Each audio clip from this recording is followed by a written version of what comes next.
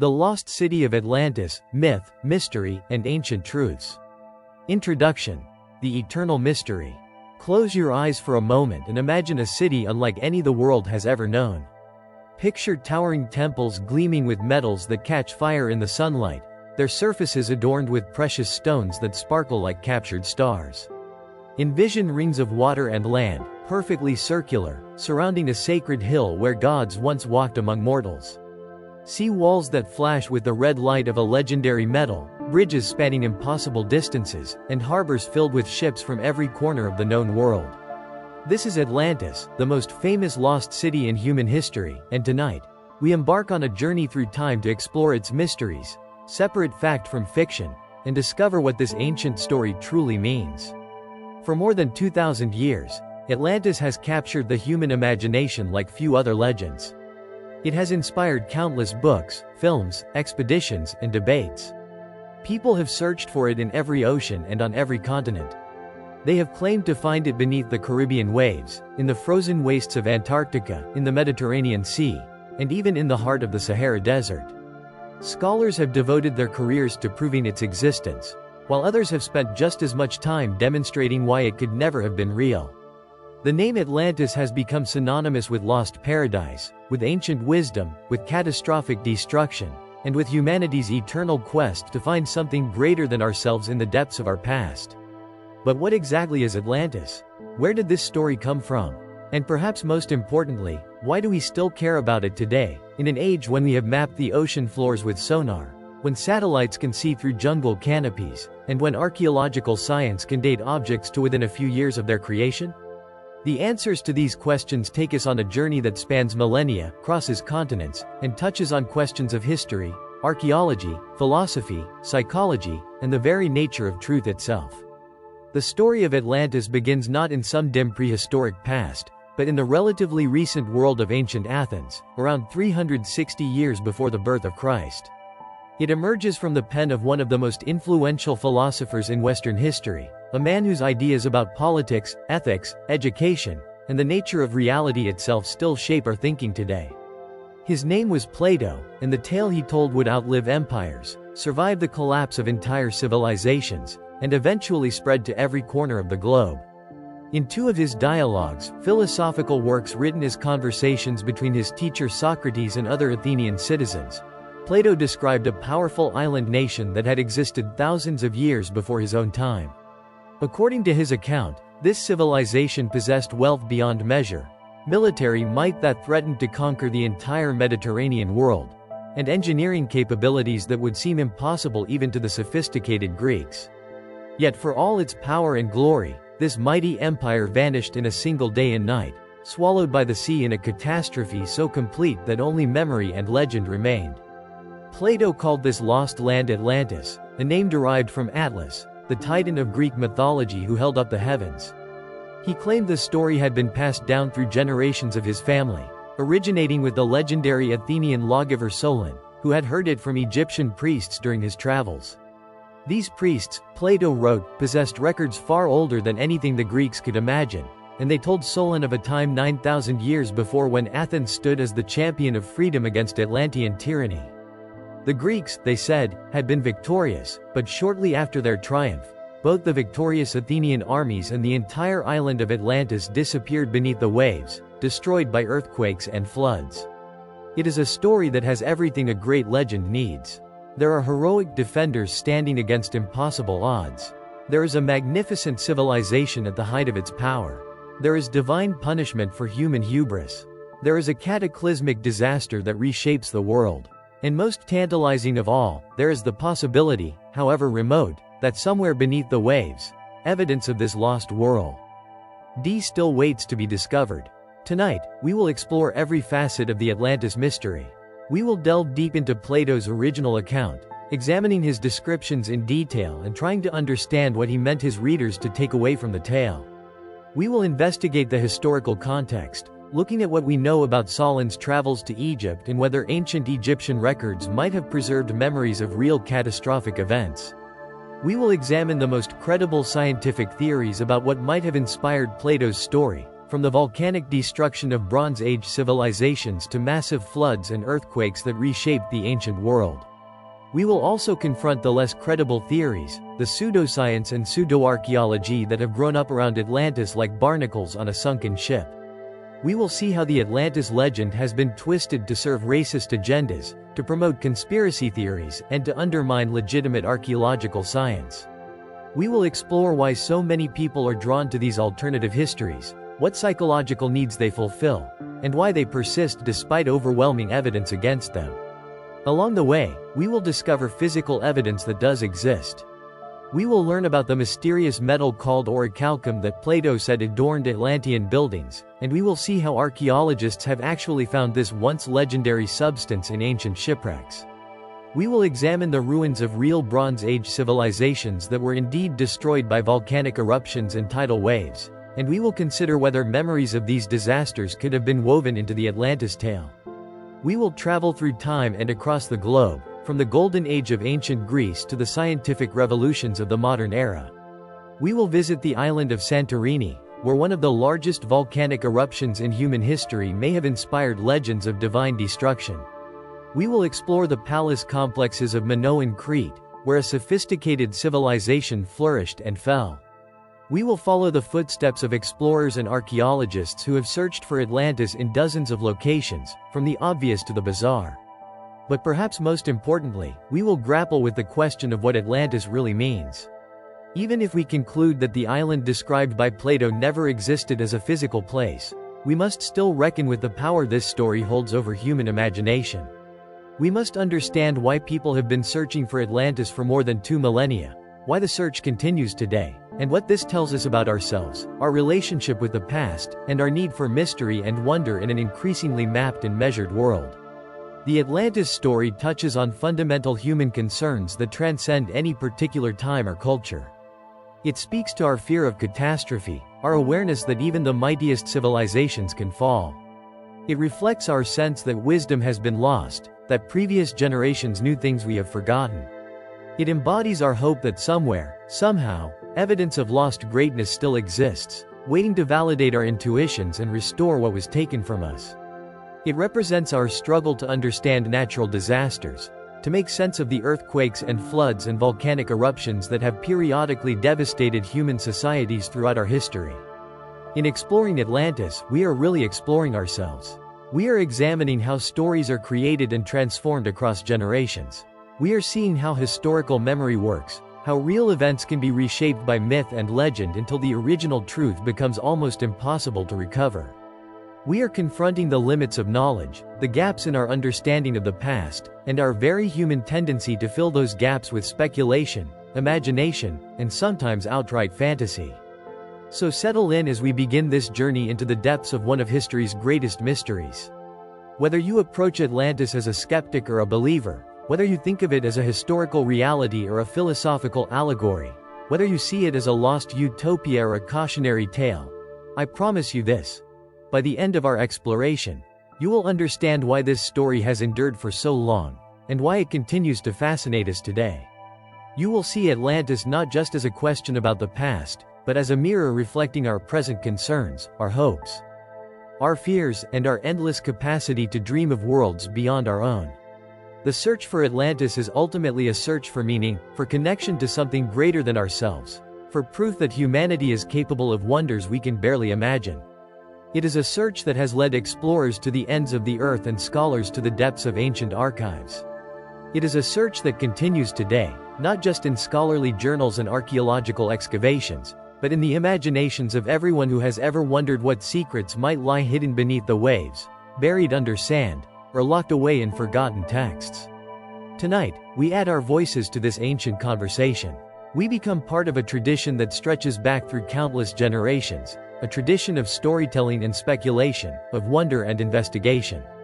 We join the philosophers and priests, the explorers and archaeologists, the dreamers and skeptics who have all grappled with the mystery of Atlantis. And in doing so, we participate in something fundamentally human: the quest to understand our past, to make sense of our world, and to imagine possibilities beyond what we can see and touch and measure. The story of Atlantis awaits. Let us begin. The original account, Plato's vision. To understand Atlantis, we must go to the source. Everything we know about this legendary civilization comes from two dialogues written by the ancient Greek philosopher Plato around 360 years before the Common Era. These works, titled Timaeus and Critias, are the wellspring from which all later speculation, all expeditions, all theories about Atlantis ultimately flow. Without these texts, there would be no Atlantis mystery, no search for a lost civilization, no endless debate about what might lie beneath the waves. Every claim about Atlantis, every theory about its location, every assertion about its existence or non-existence must be measured against what Plato actually wrote. Let us step back to the world of classical Athens, to a time when the Greek city-states had reached their cultural and intellectual pinnacle. This was the age of Socrates, of Pericles, of the Parthenon. Athens had defeated the Persian Empire in a series of wars that defined Greek identity and established Athens as the intellectual center of the Mediterranean world. In this environment of confident inquiry and philosophical experimentation, Plato was writing dialogues that explored fundamental questions about justice, knowledge, the ideal state, and the nature of reality itself. Plato's dialogues were not straightforward philosophical treatises. They were dramatic works, conversations between real or imagined people, usually featuring his beloved teacher Socrates as the main character. Through these conversations, Plato explored ideas, challenged assumptions, and presented his own philosophical vision.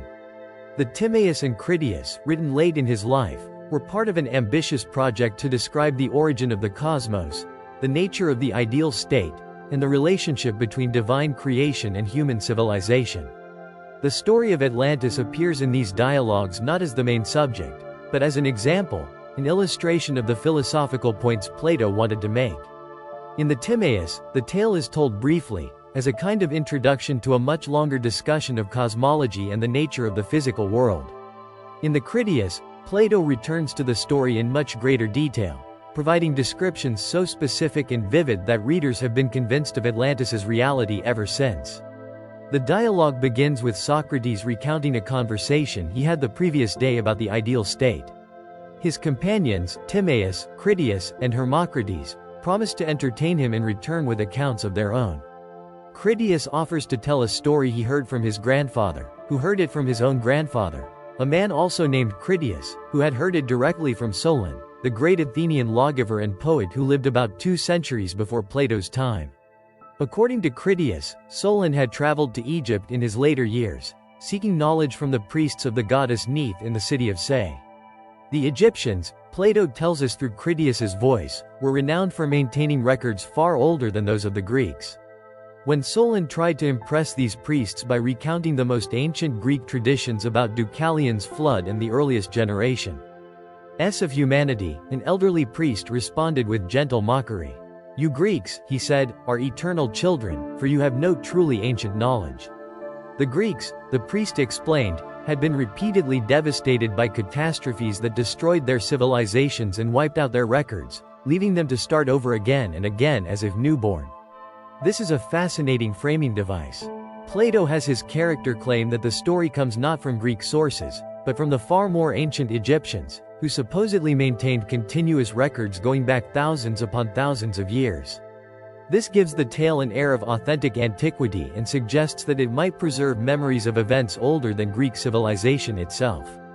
The priest goes on to tell Solon that 9,000 years before his visit, Athens had been very different from the Athens Solon knew. It had been a military power of exceptional virtue and courage, governed by laws given by the goddess Athena herself. At that distant time, the priest explained, a great power arose in the Atlantic Ocean, beyond the Pillars of Hercules, what we now know as the Strait of Gibraltar. This power ruled from a massive island larger than Libya and Asia combined. The island was called Atlantis, named after Atlas, the firstborn son of Poseidon, who became its king. From this island base, the Atlantean kings had conquered much of Europe and Africa, subjugating peoples all the way to Egypt and Italy. Only Athens stood against them, leading a coalition of free peoples in resistance against Atlantean expansion. In a great war, Athens and its allies fought desperately against the overwhelming power of Atlantis. When all other allies fell away, Athens stood alone and still managed to defeat the invaders, liberating the conquered peoples and preserving freedom throughout the Mediterranean. But this triumph was short-lived. Immediately after the victory, the earth convulsed with violent earthquakes and floods. In a single day and night of misfortune, all the Athenian warriors were swallowed by the earth, and the entire island of Atlantis sank beneath the waves, disappearing completely into the depths of the ocean. This, in brief, is the account given in the Timaeus. It is presented as historical fact, as a true story preserved in Egyptian records, though the priest notes that by his time, Atlantis was remembered only as a name. The ocean where it once stood, he adds, had become impassable and unsearchable due to shallow mud created by the island's subsidence. This detail about the impassable mud is particularly interesting, as some scholars have suggested it might reference the massive amounts of pumice and volcanic debris that can clog seas after major volcanic eruptions. The Critias dialogue picks up where the Timaeus left off, but instead of moving on to other topics, it doubles back to tell the Atlantis story in far greater detail. Now Plato, through Critias's voice, provides a description so specific and elaborate that it has the quality of an eyewitness account. He describes the geography of Atlantis, its social structure, its buildings and temples, its political organization, and even the religious ceremonies conducted by its kings. According to this expanded account, Atlantis was originally allotted to the god Poseidon when the gods divided up the world among themselves. Poseidon fell in love with a mortal woman named Plato, who lived on a hill in the center of the island. To protect her, Poseidon fashioned the famous concentric rings that became Atlantis's most distinctive feature. He alternated rings of sea and land, 2 of land and 3 of water, making the central hill virtually inaccessible from the sea. This circular pattern would become one of the most iconic elements of the Atlantis legend, depicted in countless maps and illustrations over the centuries. Poseidon and Plato had 10 sons, and Poseidon divided the island into 10 kingdoms, giving the largest and most central portion to Atlas, the eldest. Atlas and his descendants ruled as the primary kings of Atlantis, with the other brothers and their descendants ruling subordinate kingdoms and showing allegiance to the line of Atlas. This created a unique power structure where 10 kings ruled jointly, bound by sacred oaths and ancient laws supposedly inscribed by Poseidon himself on a pillar of Orichalcum in the temple at the center of the capital. The physical description Plato provides is remarkable. In its specificity, he describes the plain where the capital city stood as being protected on 3 sides by mountains and open to the sea on the 4th. This plain measured, Plato says, 3,000 stadia in one direction and 2,000 in the other, making it roughly rectangular. Around this plain, the Atlanteans constructed an enormous canal, 50 stadia wide and 100 feet deep, which collected water from the mountains and channeled it to the sea. From this main canal, smaller channels crossed the plain at right angles, creating an artificial irrigation network that made the land exceptionally fertile. The capital city itself, built on and around the hill of Poseidon and Plato, was a marvel of engineering. Plato describes how successive generations of kings bridged the rings of water, creating passages between each zone. They built walls around each ring of land, covering them with different metals to create a dazzling visual display. The outermost wall was covered with brass, the middle wall with tin, and the innermost wall, which surrounded the Acropolis itself, with orichalcum, the mysterious reddish metal that Plato says flashed with fire-like brilliance. Within the innermost ring stood the temples and palaces. The Temple of Poseidon, Plato tells us, was 1 stade in length, 300 feet wide, and proportionately tall. Its exterior was covered entirely in silver, except for the pinnacles, which were coated in gold. Inside, the ceiling was worked in ivory decorated with gold, silver, and orichalcum. A massive gold statue of Poseidon stood in the center, so large that the god's head touched the ceiling. He was depicted standing in a chariot pulled by 6 winged horses, surrounded by 100 nereids riding dolphins. The walls were decorated with sculptures of all the descendants of the 10 original kings, along with offerings brought by private citizens and foreign rulers who recognized the power and wealth of Atlantis. The royal palace, built on the same central island as the temple, was similarly magnificent. Each successive king, Plato writes, tried to outdo his predecessor in beautifying and enlarging the palace, until it became a complex of unimaginable splendor. Springs of both hot and cold water provided abundant water supplies, which the Atlanteans channeled into bathhouses, some open to the sky and others roofed over for winter use. Separate facilities were built for the kings, for private citizens, for women, and even for horses and cattle. The water from these springs was directed through the rings of land, nurturing gardens and groves that flourished in the mild climate. Beyond the rings of the capital, Plato describes a civilization of tremendous size and organization. The plain around the city was divided into 60,000 lots, each responsible for providing one military unit to the king's army. These lots were assigned to men across the whole island, creating a massive military machine. When fully mobilized, Plato calculates, Atlantis could field a standing army of over 1 million infantry, 120,000 cavalry, and 12,000 chariots. The navy was equally impressive, with 1,200 ships stationed at the harbor and skilled crews ready to sail at a moment's notice. The wealth of Atlantis came from both its own resources and from its far-flung empire.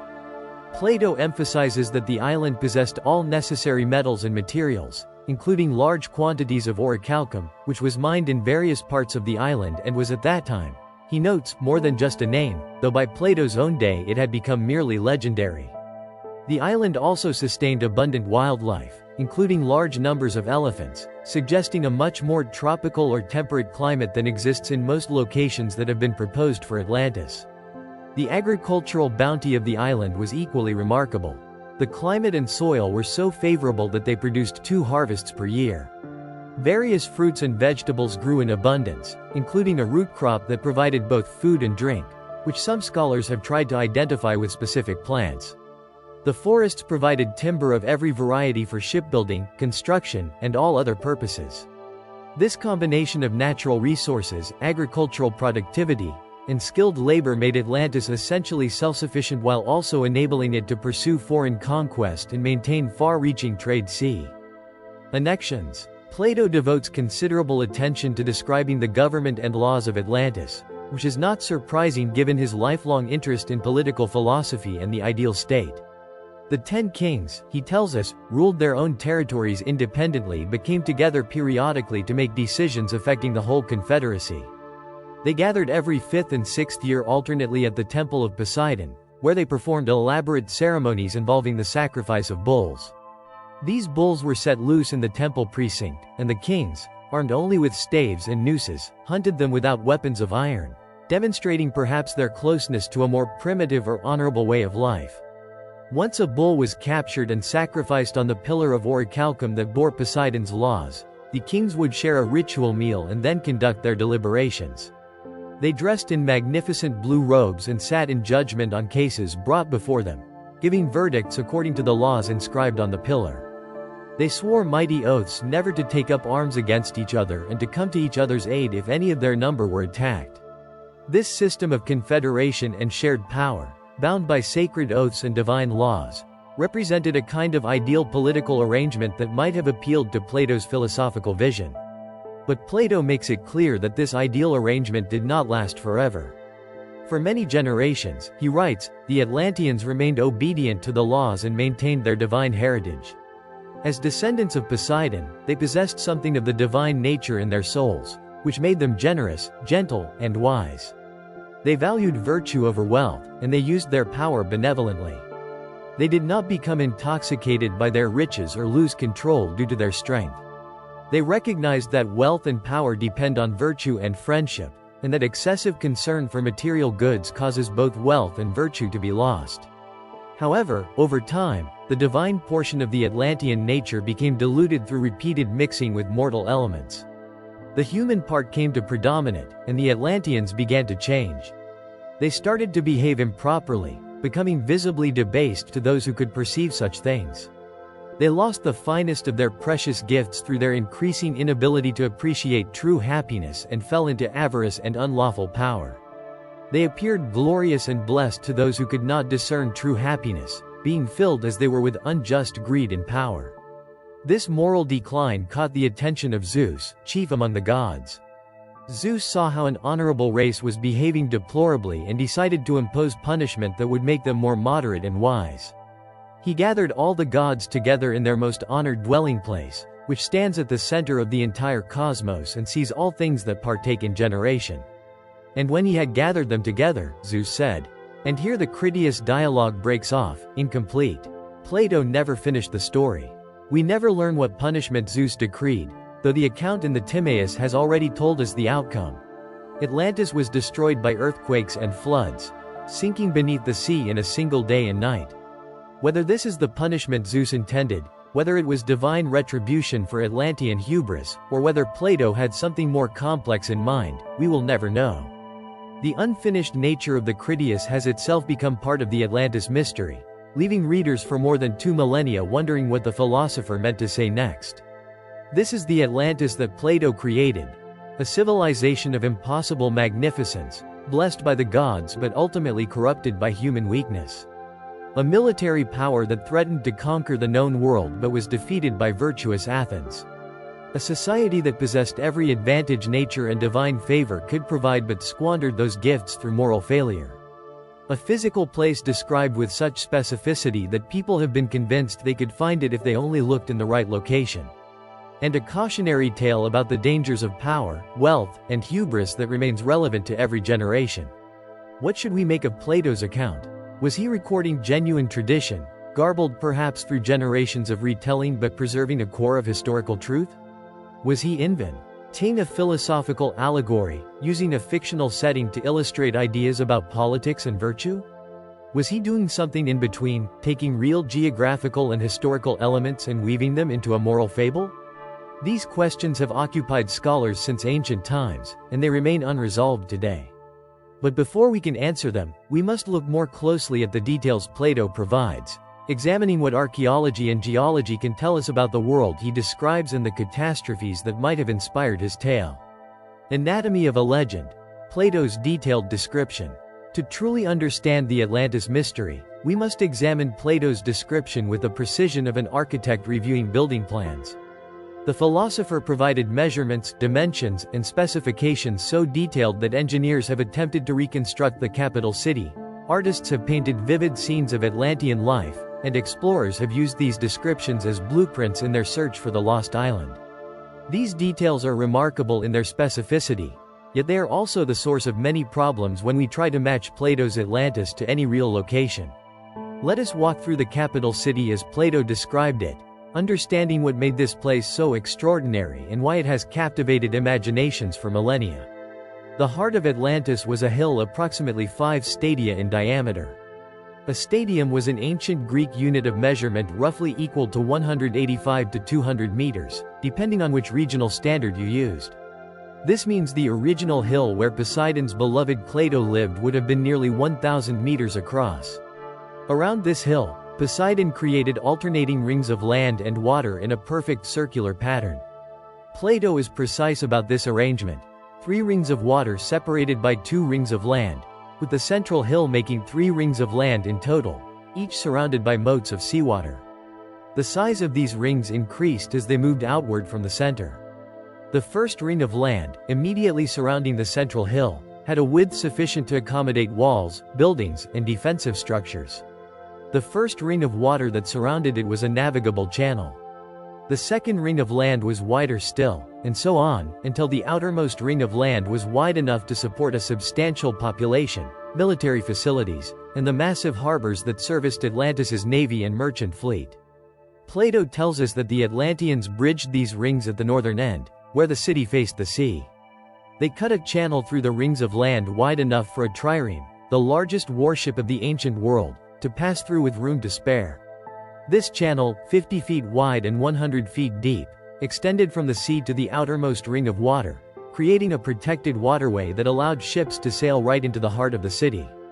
The rings of water themselves served as circular harbors, surrounded by walls and roofed over with bridges where the channel passed through. The walls around each ring were architectural marvels. The outermost wall was coated with brass, making it gleam golden in the sunlight. The next wall inward was covered with tin, creating a bright silver appearance. The innermost wall, surrounding the central Acropolis, was covered with orichalcum, that mysterious red metal that Plato says flashed with the red light of fire. These color-coded walls would have created a stunning visual effect, especially when seen from the sea. Ships approaching Atlantis would have seen these concentric rings rising before them like a divine mandala, each ring a different color, the whole structure a testament to the wealth, power, and engineering prowess of the Atlantean civilization. The central Acropolis, on the original hill, was where the sacred precinct stood. Here Plato places the Temple of Poseidon, a structure that defies belief even by the standards of ancient architectural ambition. One stayed in length, about 180 meters, 3 plethra wide, about 90 meters, and proportionately tall. This temple would have dwarfed even the greatest buildings of classical Greece. The Parthenon in Athens, one of the largest Greek temples, was only about 70 meters long. The Temple of Poseidon in Atlantis would have been nearly 3 times that size. But it was not just size that made this temple extraordinary. Every surface was covered in precious materials. The entire exterior was plated in silver, except for the decorative elements at the roofline, which were covered in gold. Inside, the ceiling was made of ivory, adorned with gold, silver, and orichalcum in elaborate patterns. The walls were decorated with sculptural reliefs depicting all the descendants of the 10 original kings, creating a visual genealogy of Atlantean royalty. Private citizens and foreign rulers had contributed countless additional statues and offerings, making the temple interior a crowded showcase of art and devotion. At the center of this temple stood a statue that must have seemed to verge on the blasphemous in its audacity. Poseidon himself, rendered in gold, standing in a chariot pulled by 6 winged horses, each horse large enough that the entire composition reached from floor to ceiling. The god held the reins in one hand and a trident in the other, and he was so enormous that his head touched the roof of the temple. Around him, 100 nereids, sea nymphs of Greek mythology, rode on dolphins, creating a scene of divine marine majesty. The quantity of gold alone required for such a statue would have exceeded the total gold reserves of many ancient kingdoms. Adjacent to the temple stood the royal palace, which each successive generation of kings had expanded and beautified, competing to exceed their predecessors in magnificence. Plato does not give us detailed measurements of the palace, but he describes a complex of buildings so extensive that it covered much of the central island.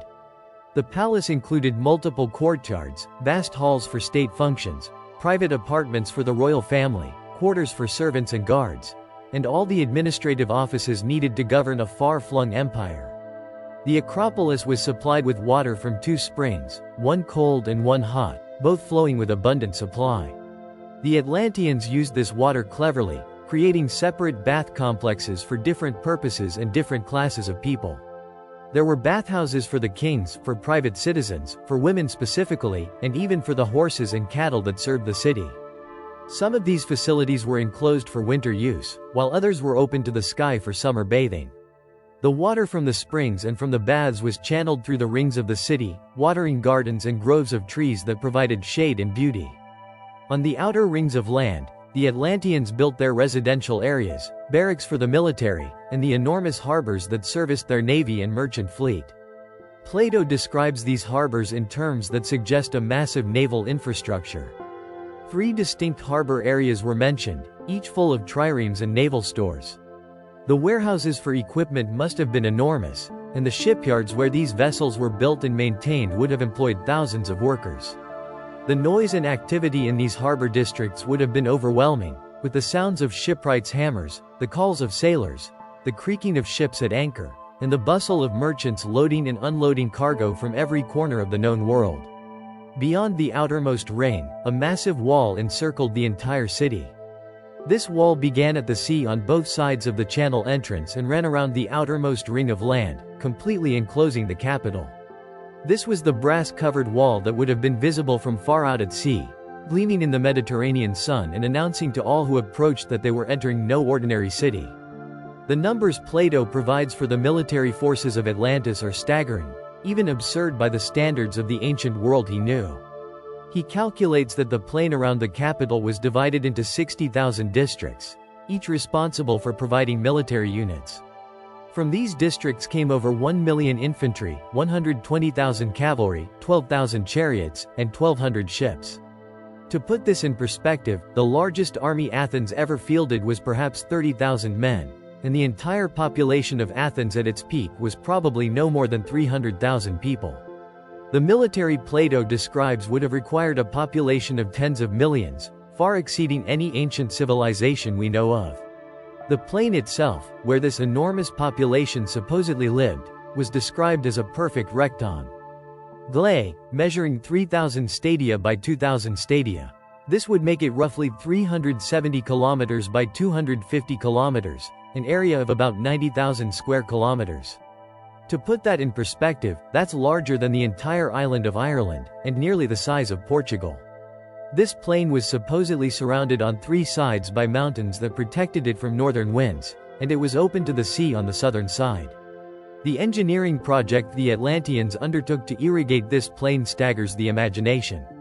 They dug a great canal around the entire perimeter of the plain, creating a rectangular channel that collected water from the mountain streams and transported it to the sea. This canal was 50 stadia wide, 100 feet deep, and ran the entire perimeter of the plain. Simple geometry tells us that such a canal would have been over 1,200 kilometers in total length. The amount of earth that would need to be moved to create such a waterway exceeds that of the Panama Canal, the Suez Canal, and the Three Gorges Dam combined. It would represent the largest earth-moving project in human history by several orders of magnitude. From this perimeter canal, smaller channels ran across the plain at intervals of 100 stadia, creating a grid pattern of waterways that brought irrigation water to every part of the plain. These channels also served as transportation routes, allowing boats and barges to carry timber from the mountains and agricultural products from the farms to the capital city. The timber was floated down these channels on rafts, while grain and other crops were transported by barge. This network of artificial waterways would have made the Atlantean plain one of the most intensively managed agricultural landscapes in the ancient world, rivaling even the irrigation systems of ancient Mesopotamia and Egypt. The fertility of this plain, combined with its mild climate, allowed the Atlanteans to harvest crops twice per year, Plato tells us.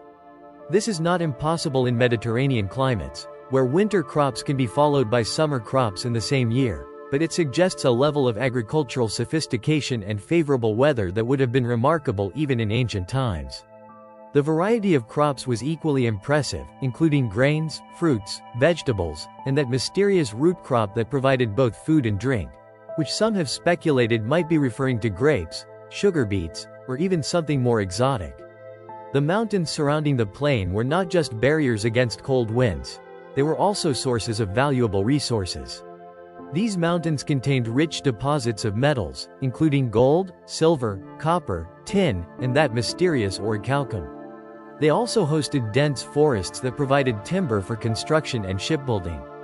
Wildlife abounded in these mountains and on the plain itself, including large herds of elephants, which Plato specifically mentions as living both in the marshes and on the dry land.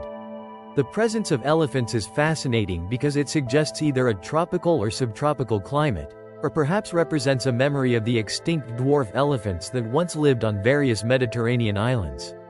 The villages and towns scattered across this plain housed the vast population that supported Atlantean civilization. Each of the 60,000 districts had a leader responsible for maintaining order, collecting taxes, and providing military units when required. This system of districts and leaders would have created a complex administrative hierarchy, with local leaders reporting to regional governors who in turn reported to the 10 kings who ruled the confederacy. The level of bureaucratic organization required to manage such a system would have rivaled that of the Persian Empire or ancient China. Plato also describes the religious and ceremonial life of the Atlanteans in remarkable detail. The most important ceremony was the gathering of the 10 kings at the Temple of Poseidon, which occurred every 5 or 6 years alternately. This ceremony involved the ritual hunting and sacrifice of bulls, which were allowed to roam free in the temple precinct. The kings, armed only with staves and nooses, would hunt these bulls without any weapons of iron or bronze. This detail is significant, as it suggests either a primitive religious conservatism or a symbolic rejection of metal weapons in the presence of the god. Once a bull was captured, it was led to the pillar of Orichalcum that stood in the temple's center. On this pillar were inscribed the laws of Poseidon, the fundamental constitution of the Atlantean Confederacy. The bull was sacrificed over the pillar, and its blood was allowed to flow down over the inscribed laws, consecrating them anew with each ceremony. The kings would then collect some of this blood in a bowl and pour libations over the sacrificial fire. swearing oaths to judge according to the laws on the pillar and to punish anyone who had violated those laws in the past or would violate them in the future. After the sacrifice and the oaths, the kings would share a ritual meal, consuming the flesh of the sacrificed bull. They would then dress in magnificent blue robes and sit in judgment on any cases that had been brought before them. As darkness fell, the sacred fire would die down, and they would write their judgments on a golden tablet, which they would dedicate to Poseidon along with their robes before departing. This ceremony, with its careful attention to ritual detail, its emphasis on sacred oaths, and its mixture of primitive hunting rites with sophisticated legal procedures, represents a fascinating blend of religious and political authority. The blue robes worn by the kings are an interesting detail. In the ancient world, blue dye was extremely expensive, typically extracted from sea snails through a labor-intensive process. Royal purple and blue fabrics were symbols of wealth and power throughout the Mediterranean. For the Atlantean kings to dress in blue robes suggests their connection to Poseidon, god of the sea, and emphasizes their wealth and status. The fact that these robes were worn once and then dedicated to the god, never to be worn again, demonstrates an almost casual attitude toward luxury that speaks to the enormous wealth of Atlantis. Plato's description of the social structure of Atlantis reveals a hierarchical but relatively benign society, at least in its early generations. The kings held supreme power but were bound by divine laws and sacred oaths. The population was organized into districts, each with its own leader, but these leaders seem to have had considerable local autonomy.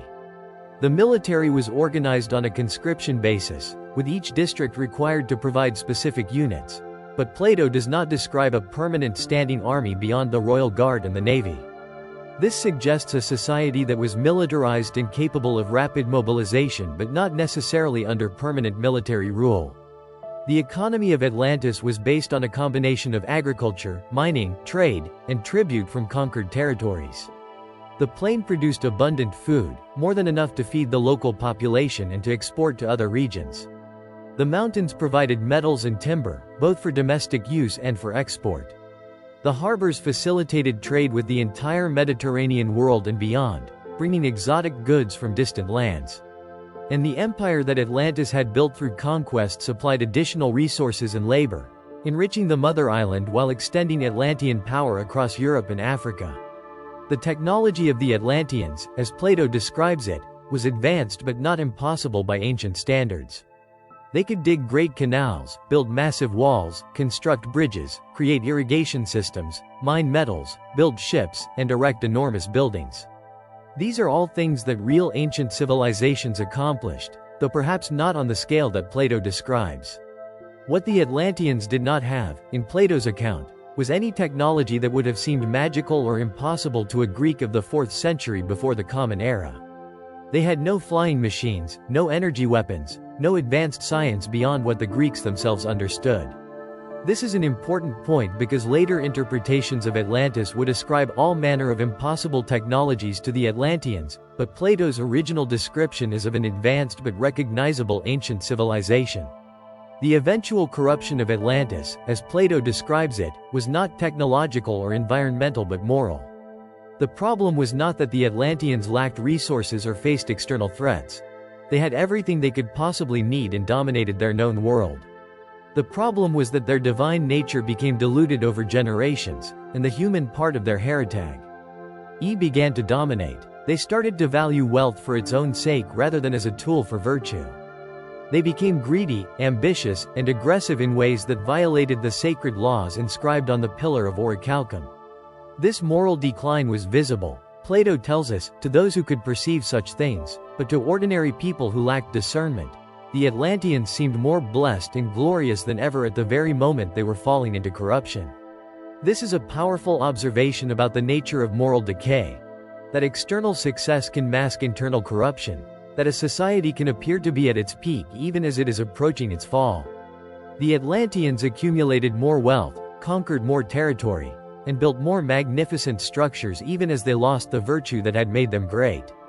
The incomplete ending of the Critias dialogue, with Zeus gathering the gods to pronounce judgment on the corrupted Atlanteans, leaves the story suspended at a crucial moment. We know from the Timaeus that the punishment was catastrophic. earthquakes and floods that destroyed Atlantis in a single day and night. But we don't know if Plato intended this as direct divine retribution, as a natural consequence of moral decay, or as something more complex. The unfinished nature of the dialogue has allowed countless interpretations, from those who see Atlantis as a moral allegory to those who view it as a historical chronicle of a real civilization destroyed by natural disaster. What are we to make of these detailed descriptions? On one hand, they are so specific, so concrete, that they seem to demand a real referent. Plato provides measurements, numbers, descriptions of buildings and landscape features, details about government and ceremony. This level of specificity is unusual for a purely allegorical tale. On the other hand, many of these details are problematic when examined closely. The numbers are often impossibly large. The geography doesn't match any known location.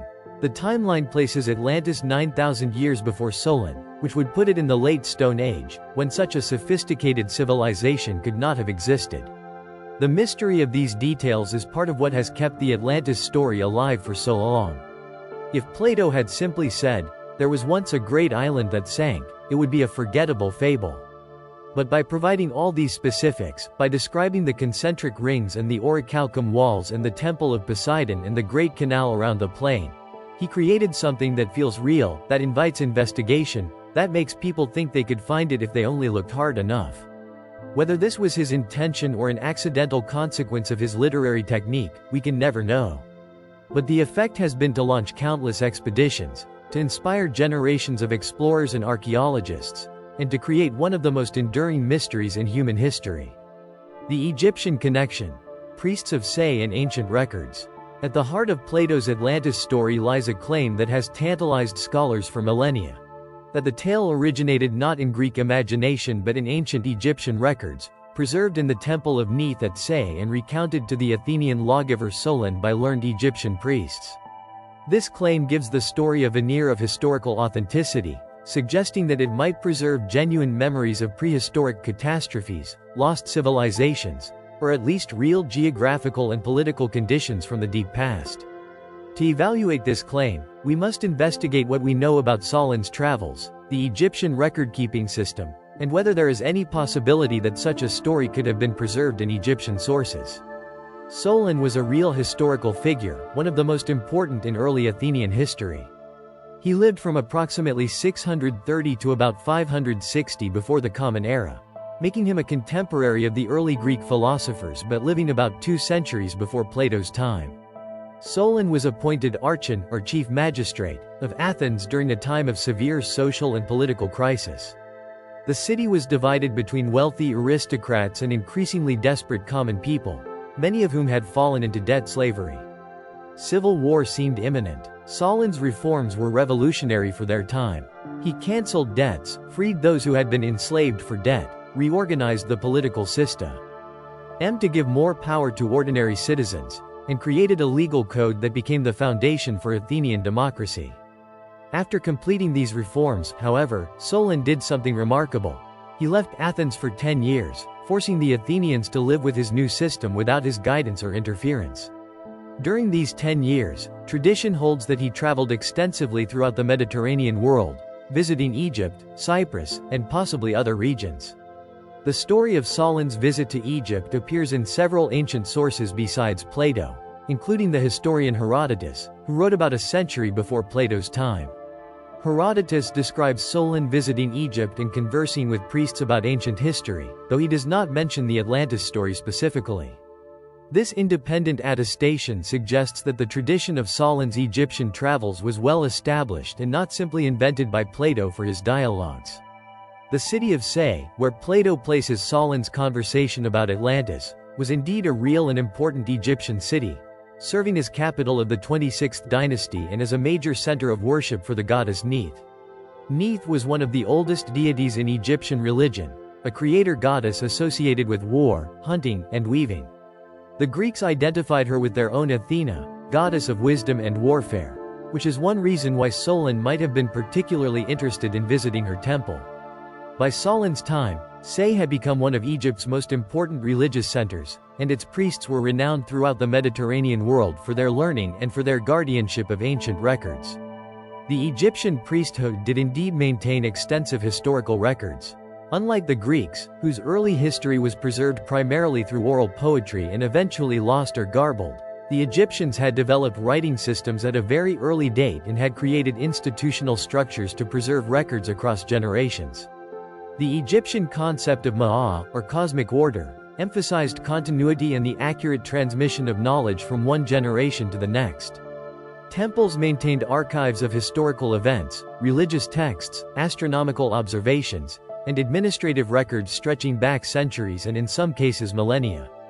Plato, through his character Critias, has the Egyptian priest emphasize this difference between Greek and Egyptian record-keeping.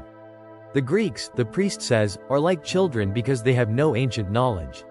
Catastrophes periodically destroy Greek civilization, wiping out their records and forcing them to start over.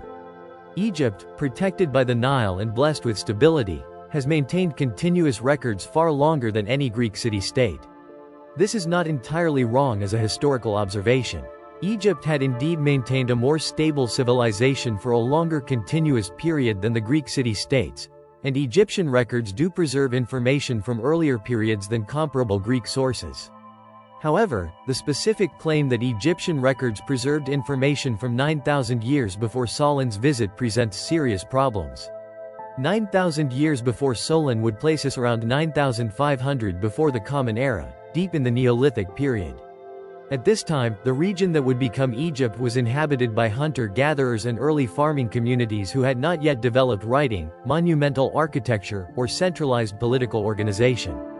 The earliest Egyptian hieroglyphic writing dates to around 3200 before the Common Era, considerably more recent than the ancient records the priest in Plato's account claims to possess. Some scholars have proposed that there might be a translation error or calendar confusion in the numbers. Perhaps the Egyptian source indicated 900 years rather than 9,000, which would place the Atlantis story around 1500 before the Common Era, in the Late Bronze Age. This period saw genuine advanced civilizations and would be much more plausible as a setting for the kind of society Plato describes. Others have suggested that ancient sources might have used different calendar systems, with years that were actually lunar months, which would similarly compress the timeline. However, these remain speculative attempts to reconcile Plato's account with what we know of ancient chronology. But there is a more fundamental problem. No Egyptian text discovered to date contains any reference to Atlantis, to a great war with an island power in the Atlantic, or to Athens as a military power 9,000 or 900 years before the time of Solon. We have recovered vast amounts of Egyptian texts from all periods of Egyptian history. We can read hieroglyphics, hieratic script, and demotic script. We have temple inscriptions, tomb texts, administrative documents, literary works, and historical chronicles. Yet nowhere in all of this material is there any mention of Atlantis or anything like it.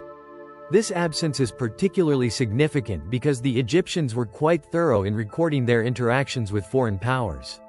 When they traded with foreign lands, fought wars with foreign enemies, or received tribute from foreign vassals, they documented it.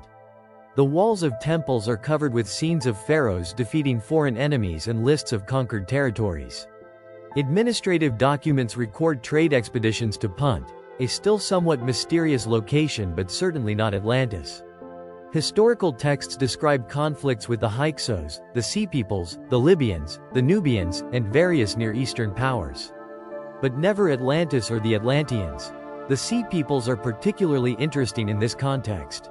Around 1200 before the Common Era, the Eastern Mediterranean faced invasions by a confederation of foreign peoples whose origins remain debated among scholars. Egyptian records, particularly from the reign of Pharaoh Ramesses III, describe massive battles against these invaders, who came both by land and by sea and threatened the stability of the entire region. The Egyptians ultimately repelled them, but many other civilizations fell during this tumultuous period. The Hittite Empire collapsed, Mycenaean Greek civilization disintegrated, and dozens of cities across the region were destroyed.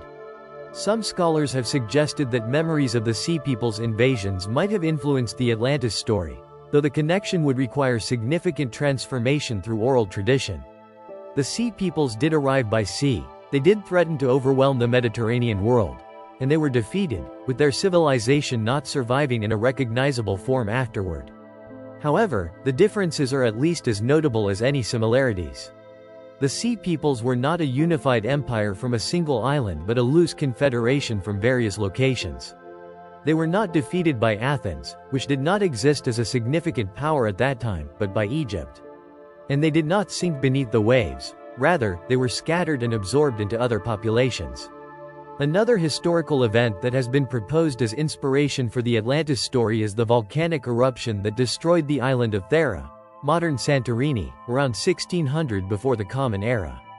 This catastrophic eruption, one of the largest in human history, did indeed cause an island to partially sink into the sea. It generated massive tsunamis that devastated coastal areas across the eastern Mediterranean. It likely contributed to the collapse of the Minoan civilization on Crete, one of the most sophisticated Bronze Age cultures. Could this event have been remembered in Egyptian records and eventually transmitted to Solon, who passed it to his family, who eventually told it to Plato? We will examine the Thera eruption and the Minoan connection in detail in the next section. But here we should note that while the eruption is well attested in geological and archaeological evidence, there is again no clear Egyptian reference to it that matches Plato's story. The eruption did occur, the island did partially collapse, and Bronze Age civilizations in the region were severely impacted. But the Egyptian records from this period, while they do show disruptions in trade and some internal troubles, do not describe a war with a Mediterranean island power or the sinking of a great civilization. The question of whether Solon actually heard an Atlantis story in Egypt, or whether Plato invented this framing device, remains a subject of scholarly debate. Arguments exist on both sides. Those who consider it possible that Solon encountered some tradition point to the well-attested fact of his Egyptian travels, his documented interest in acquiring Egyptian knowledge, and Plato's family connection to Solon, which might have given him access to family traditions. They note that oral traditions can sometimes preserve echoes of real events across long periods, even when details become significantly altered. Those who doubt the Egyptian origin emphasize the complete absence of corroborating Egyptian evidence, the problematic timeline, and the fact that the Atlantis story serves Plato's philosophical purposes so perfectly that it appears to have been crafted specifically for those purposes. They point out that Plato was writing philosophy, not history, and that using literary devices such as invented dialogues and historical framing was standard practice in philosophical writing of his era. The detail about the story originating in Egypt might simply be a literary technique designed to make the tale seem more ancient and authoritative, similar to how modern authors might set stories in exotic locations to enhance their sense of authenticity. There is also the question of what Plato meant his readers to believe. Was he expecting them to take the Egyptian origin story literally, or was it understood as a literary device? Would a 4th century Athenian reader have recognized this as philosophical fiction, or would they have accepted it as historical fact? We cannot be certain, but it's worth noting that even in ancient times, there was debate about whether Atlantis was real. Some of Plato's own students and later followers argued about whether the master intended the story as literal truth or as allegory. What we can say with confidence is that the Egyptian connection, whether real or invented, served important purposes in Plato's narrative. It gave the story an air of ancient authenticity, suggesting that it preserved wisdom from before Greek civilization. It allowed Plato to present a critique of Athenian society that might have seemed presumptuous if presented as his own invention. It connected the story to the broader Greek fascination with Egyptian wisdom and ancient knowledge. And it created a chain of transmission that spanned generations, from the Egyptian priests to Solon to his descendants to Critias to Socrates to Plato's readers, making everyone who heard the story part of an ancient tradition of secret knowledge. Whether or not Solon heard anything about Atlantis in Egypt, the framing of the story in this way has had lasting effects. It has led researchers to search Egyptian archives for references to Atlantis, to investigate Egyptian chronology and calendar systems to make sense of the timeline, and to look at Egyptian history for events that might have inspired the tale. It has also led to investigations of whether the Egyptians had contact with civilizations beyond their known sphere, whether they might have heard rumors of distant lands from seafaring traders, whether they might have preserved memories of catastrophes that reshaped the Mediterranean world. The Egyptian connection remains one of the most tantalizing and frustrating aspects of the Atlantis mystery. It is specific enough to seem credible, ancient enough to seem important, but unsupported enough by actual Egyptian evidence to remain forever unprovable. Like so much else about Atlantis, it exists in that ambiguous space between possibility and fantasy, between historical tradition and philosophical invention, inviting endless investigation while yielding no definitive answers. The Minoan Hypothesis, Santorini and Bronze Age catastrophe. Of all the theories about what might have inspired Plato's Atlantis story, none has gained more credibility among mainstream scholars than the Minoan Hypothesis.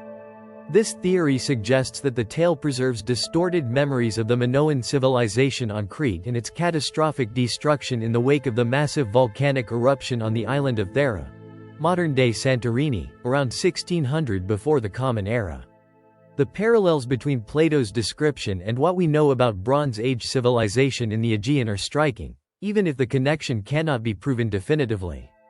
To understand this theory, we must journey back to the Bronze Age Mediterranean and reconstruct a world that was lost for millennia before archaeology brought it back to light. The story begins in the late 19th century, when a self-taught archaeologist named Heinrich Schliemann stunned the scholarly world by discovering the ruins of Troy, proving that Homer's Iliad was based on real places and real events, even if the details had been embellished. Head by poetry and myth, Schliemann's success inspired others to take ancient Greek legends seriously as potential sources of historical information. If Troy was real, what else might be real? What other legends might preserve memories of actual Bronze Age civilizations? In 1899, British archaeologist Arthur Evans began excavating at Knossos on Crete, following local legends about ruins and ancient treasure. What he discovered exceeded all expectations. Beneath the earth lay a vast palace complex, the largest Bronze Age structure ever found in the Aegean. The palace covered several acres, contained hundreds of rooms on multiple stories, and was decorated with sophisticated frescoes showing a wealthy, artistic, and peaceful civilization unlike anything previously known from Bronze Age Greece. Evans named this civilization Minoan, after the legendary king Minos, who was said to have ruled Crete in the distant past. According to Greek mythology, Minos had commanded a powerful navy, extracted tribute from Athens, and kept the monstrous Minotaur in a labyrinth beneath his palace. The maze-like complexity of the palace at Knossos suggested to Evans that this might be the origin of the labyrinth legend, while the bull imagery prominent in Minoan art might have inspired the half-bull, half-human Minotaur. As excavations continued at Knossos and at other sites across Crete, a picture emerged of a sophisticated Bronze Age civilization that had flourished from approximately 3000 to around 1100 before the Common Era. The Minoans were accomplished architects, artists, and traders. They built multi-story palaces with sophisticated drainage systems and light wells. They created exquisite pottery, jewelry, and metal work. They traded across the Mediterranean, with Minoan artifacts found in Egypt, the Levant, Sicily, and even as far as the Atlantic coast of Spain. The most striking aspect of Minoan civilization was its apparent peacefulness. Unlike contemporary civilizations in Egypt, Mesopotamia, and mainland Greece, the Minoans built no massive defensive walls around their cities. Military imagery was almost entirely absent from their art, which instead focused on nature, religious ceremonies, and the famous bull-leaping acrobatics. Women appeared prominently in their art and seemed to have held high status in their society. This combination of wealth, artistic sophistication, and apparent peace has led many to see the Minoans as an ancient utopia, a civilization that had achieved the kind of harmony that Plato attributed to ancient Athens in its ideal state. But the Minoans did not last forever. Around 1500 before the Common Era, the major Minoan palaces, with the exception of Knossos, were destroyed. Knossos itself was destroyed around 1400 before the Common Era. The civilization never fully recovered. By 1100 before the Common Era, Minoan culture had been absorbed into the Mycenaean Greek culture that dominated mainland Greece, and the glories of Crete's Bronze Age had faded into legend and myth. What caused the collapse of Minoan civilization? This question has occupied archaeologists since Evans first uncovered the ruins of Knossos. Initially, earthquakes were blamed, as Crete lies in a seismically active region. But the scale and timing of the destruction suggested something more catastrophic. The answer came from an unexpected direction: the volcanic island of Thera, 70 miles north of Crete. Thera, today called Santorini, is one of the most popular tourist destinations in Greece, famous for its whitewashed buildings perched on cliffsides overlooking a deep blue bay. But that bay is actually a caldera, a massive crater formed when a volcanic eruption so powerful that it collapsed the center of the island. This eruption, known as the Minoan eruption or the Thera eruption, occurred around 1600 before the Common Era, during the height of Minoan civilization. The scale of the Thera eruption is difficult to comprehend. It was one of the largest volcanic events in recorded human history, comparable to the eruption of Krakatoa in 1883, which killed over 36,000 people and was heard 3,000 miles away. Based on geological evidence, the Thera eruption ejected approximately 60 cubic kilometers of material, creating a volcanic plume that would have been visible across the entire eastern Medite. Ranian. The eruption column likely reached heights of 20 miles or more, punching through the stratosphere and injecting volcanic ash and gases into the upper atmosphere. The precise dating of this eruption remains a subject of scientific debate. Radiocarbon dating and ice core evidence suggest a date around 1645 before the Common Era, while archaeological evidence from pottery styles and Egyptian chronology points to sometime between 1600 and 1500 before the Common Era. This dating uncertainty matters when we consider whether memories of this catastrophe could have influenced Plato's account. But the eruption itself was only the beginning of the catastrophe. The collapse of the volcano's magma chamber caused much of the island to sink beneath the sea, displacing an enormous volume of water and generating tsunamis that radiated outward across the Mediterranean. These waves would have reached heights of tens of meters when they hit coastlines, devastating every coastal settlement in the region. The north coast of Crete, the center of Minoan civilization, would have been particularly hard hit. Archaeological excavations at Akrotiri on Thera have revealed a Bronze Age town buried under volcanic ash, preserved like Pompeii was preserved by Vesuvius. The buildings are multi-story structures with sophisticated plumbing, decorated with beautiful frescoes, filled with pottery and household goods that show clear cultural connections to Crete. The town was evidently prosperous and well integrated into the Minoan trading network.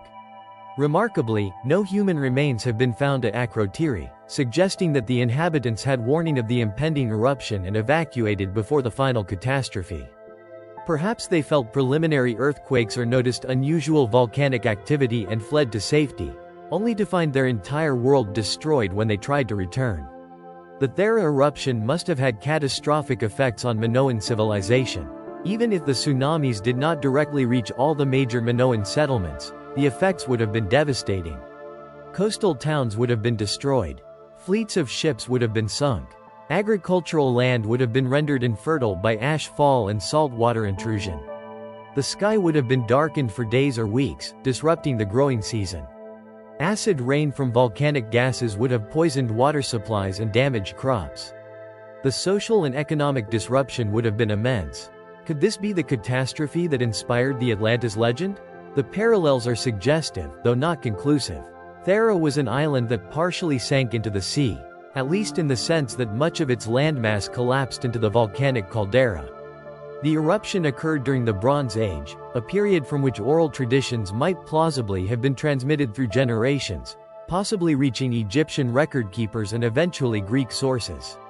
The Minoan civilization was wealthy, sophisticated, and commanded maritime trade networks across the region, elements that echo, if distantly, aspects of Plato's description. The prominent bull imagery in Minoan art might have influenced later stories about Atlantis, where bulls played a ceremonial role. The theory gained support from the work of Greek archaeologist Spyridon Marinatos in the 1960s and 70s. Marinatos proposed that the Thera eruption had contributed to the decline of Minoan civilization and that cultural memories of this catastrophe might have been preserved, in transformed fashion, in the Atlantis story. He pointed to evidence of tsunami damage at Minoan coastal sites and to the chronological overlap between the eruption and the first wave of palace destructions on Crete. However, significant problems arise when we try to equate Atlantis directly with the Minoan civilization or identify Thera as Plato's lost island. The most obvious is geography. Plato explicitly states that Atlantis was beyond the Pillars of Hercules, in the Atlantic Ocean, not in the Aegean Sea a short distance from Athens.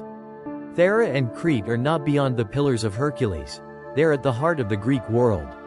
Proponents of the Minoan hypothesis argue that this geographical detail could have been added or altered as the story was transmitted across centuries, or that Plato deliberately changed the location for philosophical reasons.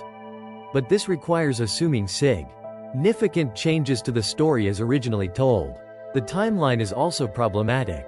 Plato places Atlantis 9,000 years before Solon, which would be around 9,500 before the Common Era. The Thera eruption occurred around 1600 before the Common Era, only about 900 years before Solon. Even if we assume there was a translation error and the story originally said 900 years rather than 9,000, the Thera eruption happened roughly 700 years too early. Some have suggested that the Egyptian priests might have been referring to lunar months rather than solar years, which would compress the timeline, but this seems like special pleading to make the evidence fit the theory. The description of Atlantis's size is another issue. Plato describes an island larger than Libya and Asia combined, whereas Thera is relatively small, even before the eruption. Crete is larger but still nowhere near the size Plato describes. The elaborate description of concentric rings of land and water does not match the geography of either Thera or Crete. The military numbers Plato provides are far beyond what Bronze Age Crete could have fielded. The description of elephants living on Atlantis does not fit what we know about Cretan fauna, though there were dwarf elephants on various Mediterranean islands in prehistoric times. Perhaps most significantly, the role of Athens in the story is completely anachronistic if the events occurred in the Bronze Age. Plato describes Athens as the champion that defeated Atlantis, but Athens in the Bronze Age was a minor settlement, not a significant military power. The Athens that could have stood against a major empire did not exist until almost 1,000 years after the Thera eruption. This is one of the strongest arguments against any direct historical basis for the Atlantis story. The Athens that Plato describes did not exist at the time when the events supposedly occurred. Despite these challenges, the Minoan hypothesis remains the most scientifically credible attempt to find a historical kernel within the Atlantis legend. It proposes a real civilization, documents a genuine catastrophe through geological and archaeological evidence, and offers a plausible mechanism for how distorted memories might have been transmitted across centuries. It explains certain elements of Plato's description while acknowledging that other elements appear to have been embellished, relocated, or invented. The hypothesis takes seriously the possibility that myths and legends can preserve echoes of real historical events, even when those memories become transformed beyond easy recognition through the process of oral tradition and literary elaboration. Modern archaeological research continues to refine our understanding of the Thera eruption and its effects. The evidence now suggests that the eruption, while devastating, did not single-handedly destroy Minoan civilization. The major palace destructions on Crete appear to have occurred several decades after the eruption, which suggests that while the volcanic catastrophe was certainly damaging, it was not immediately fatal to Minoan culture. The eruption may have weakened Minoan society significantly, disrupting trade networks, destroying coastal settlements, creating economic and political instability, but the civilization's final collapse seems to have resulted from a combination of factors unfolding over decades. We also understand better now the complex relationship between Minoan Crete and Mycenaean Greece. Rather than existing as completely separate civilizations, they were in close contact, trading extensively, influencing each other's art and religious practices, and eventually merging as Mycenaean Greeks gained control of Crete. It's conceivable that Plato's story of Athens defeating Atlantis might preserve a highly transformed memory of Mycenaean expansion into the Aegean, with Mycenaean military victories over Minoan powers being reshaped over time into an Athenian victory over a distant island empire. The question of whether the Atlantis story preserves any memory of the Thera eruption and Minoan civilization remains open to interpretation. The evidence is suggestive but falls short of definitive proof. The hypothesis accounts for certain elements of the story but requires us to accept significant alterations to others. Plato may have encountered vague reports about Bronze Age catastrophes in the Aegean, and woven elements of those accounts into his philosophical narrative. Alternatively, any similarities between his fictional Atlantis and the real Minoan world might simply reflect the kind of advanced Bronze Age civilization that an educated Greek of his era would naturally imagine when conjuring a powerful ancient empire. What we can state with certainty is that the Thera eruption occurred, that it ranks among the most catastrophic volcanic events in human history, that it profoundly affected Bronze Age civilizations in the Aegean, and that it has left physical evidence that scientists can study today. Whether or not this disaster inspired the Atlantis legend, it provides us with a vivid historical example of how advanced civilizations can be devastated by natural catastrophes, how islands can indeed partially sink or be transformed by volcanic action, and how such traumatic events can leave lasting impressions on human memory and culture. A world of theories, from Antarctica to the Americas. If you search for Atlantis on the internet, you will find claims that it has been discovered in dozens of different locations spanning every continent and every ocean. Atlantis has been placed in the Atlantic Ocean where Plato said it was, but also in the Mediterranean, the Caribbean, the North Sea, the Black Sea, and even in the Pacific. It has been identified with Antarctica, with various Aegean islands, with Sardinia, with Malta, with Cyprus, with the British Isles, with the Bahamas, with Bolivia, with Morocco, and with countless other locations. Some theories are proposed by serious scholars attempting to solve a historical mystery. Others are advanced by amateur enthusiasts convinced they have found what professional archaeologists missed. Still others are pure pseudoscience, designed to sell books or generate publicity rather than to advance knowledge. The proliferation of Atlantis theories is itself a fascinating phenomenon, revealing as much about human psychology and the nature of belief as it does about ancient history. Each generation seems to discover Atlantis anew, finding it wherever fits their particular worldview, technical capabilities, or ideological needs. To understand the Atlantis mystery, we must examine not just the credible theories but also the incredible ones, not just the careful scholarship but also the wild speculation, because together they tell us something important about why this story has such power over human imagination. The earliest attempt to find a physical location for Atlantis beyond simply accepting Plato's Atlantic Ocean setting came in the late 19th century from an American politician and writer named Ignatius Donnelly. His 1882 book, Atlantis, The Antediluvian World, was enormously influential, establishing many of the themes that would dominate Atlantis speculation for the next century and beyond. Donnelly was not a trained archaeologist or historian, but he was an energetic researcher and a compelling writer who synthesized information from mythology, geology, archaeology, and comparative anthropology into a grand theory that captured popular imagination. Donnelly argued that Atlantis was a real continent that once existed in the Atlantic Ocean, exactly where Plato said it was. He believed that Atlantis had been the original home of human civilization, the place where agriculture, metalworking, writing, and all the arts were first developed. From this central location, Atlantean colonists had spread across the globe, establishing civilizations in Egypt, Mesopotamia, India, China, and the Americas. All the ancient civilizations, according to Donnelly, were essentially colonies or inheritors of Atlantean culture, which explained why they shared similar myths, similar architectural styles, and similar cultural practices. This diffusionist theory, as it is called, was enormously appealing to late 19th century audiences. It explained apparent similarities between distant civilizations without requiring independent invention. It suggested that humanity had once been united in a single great civilization before being scattered and degraded by catastrophe. It fit with prevailing ideas about the rise and fall of civilizations and with a romantic longing for lost golden ages.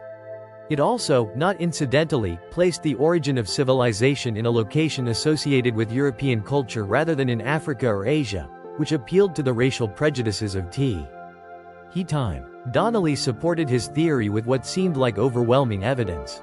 He pointed to flood myths in cultures around the world as memories of the Atlantean catastrophe. He noted similarities between Egyptian and Mesoamerican pyramids as evidence of a common Atlantean origin. He cited legends of culture heroes and civilizing gods in various mythologies as garbled memories of Atlantean teachers who brought knowledge to primitive peoples. He even attempted to trace language similarities and genetic relationships between distant populations back to a common Atlantean source.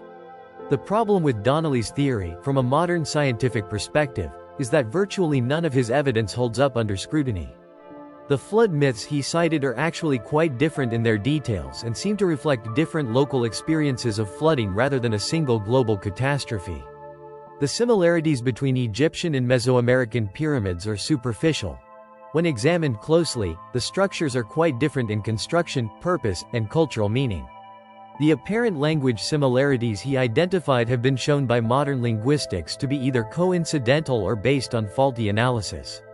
And genetics, far from supporting the idea of a common ancestral population in the Atlantic, shows clearly that human populations developed in Africa and spread from there to other continents. Modern geology has also demolished the central pillar of Donnelly's theory, that a continent could have existed in the Atlantic Ocean and then sunk beneath the waves within human history. The Atlantic Ocean floor has been extensively mapped using sonar and other technologies.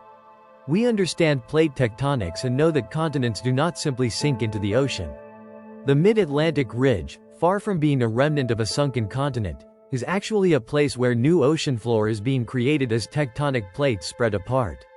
There is no geological evidence whatsoever for a large landmass having existed in the Atlantic Ocean during the time period Plato describes. Despite being thoroughly debunked by modern science, Donnelly's ideas had enormous influence. They established the template for future Atlantis theories, find similarities between distant cultures, attribute them to a common source rather than independent development or contact, and locate that source in Atlantis. This pattern has been repeated countless times, with Atlantis serving as a convenient explanation for anything that seems mysterious or difficult to explain through conventional archaeology. In the early 20th century, the psychic Edgar Cayce added a new dimension to Atlantis speculation. Cayce, known as the sleeping prophet, claimed to receive information from a higher plane of consciousness while in a trance state. He described Atlantis as having existed over hundreds of thousands of years, going through multiple periods of rise and fall. According to Cayce, the Atlanteans possessed technology far beyond our own, including aircraft, lasers, and nuclear power. They had developed their civilization to incredible heights but ultimately destroyed themselves through misuse of these technologies, particularly through experiments with something Cayce called the Firestone, a powerful crystal-based energy source. Cayce's Atlantis was not just technologically advanced but spiritually evolved, with the Atlanteans possessing psychic abilities and deep spiritual knowledge. However, the society had split into two factions: those who followed spiritual law and those who became corrupted by materialism and power. The corrupt faction's experiments with the Firestone caused a series of catastrophes that eventually sank the continent. Survivors fled to various parts of the world, particularly to Egypt and the Americas, bringing with them remnants of their advanced knowledge and technology. Cayce even claimed that records of Atlantean wisdom were buried beneath the Sphinx in Egypt, waiting to be discovered. Cayce's readings, given between the 1920s and 1940s, have been enormously influential in New Age circles. They transformed Atlantis from a lost civilization into a mystical wonderland of crystal power, ancient astronauts, and hidden spiritual knowledge. His specific predictions about when Atlantis would rise again, he said 1968 or 69, did not come to pass, and no evidence has been found for the Hall of Records. He described beneath the Sphinx. Nevertheless, his ideas continue to influence how many people imagine Atlantis, blending ancient history with science fiction, spirituality with technology, archaeology with mysticism. The mid-20th century saw Atlantis theories proliferate wildly. Charles Hapgood proposed that Atlantis was actually Antarctica, which he claimed had been in a temperate location before a sudden shift in Earth's crust moved it to the South Pole and buried it under ice. This theory, which even received a preface from Albert Einstein in one of Hapgood's books, has been completely refuted by modern understanding of how plate tectonics works. Earth's crust does not shift suddenly in the way Hapgood imagined, and Antarctica has been at the South Pole for millions of years, far too long for any human civilization to have existed there. Erich von Däniken, in his best-selling Chariots of the Gods, proposed that Atlantis and other ancient civilizations were actually founded by extraterrestrial visitors who came to Earth in the distant past. According to von Däniken, humans were too primitive to have built the great monuments of antiquity, from the pyramids to the stone heads of Easter Island. These must have been built either by aliens or by humans working under alien instruction. Atlantis, in this telling, was an alien outpost or a civilization created by aliens to jumpstart human development. When you combine von Daniken's theories with Casey's mystical vision and Donnelly's diffusionism, you get the foundation for the ancient aliens industry that dominates cable television today. More recently, journalist Graham Hancock has revived and modernized the lost civilization hypothesis in books like Fingerprints of the Gods and America Before.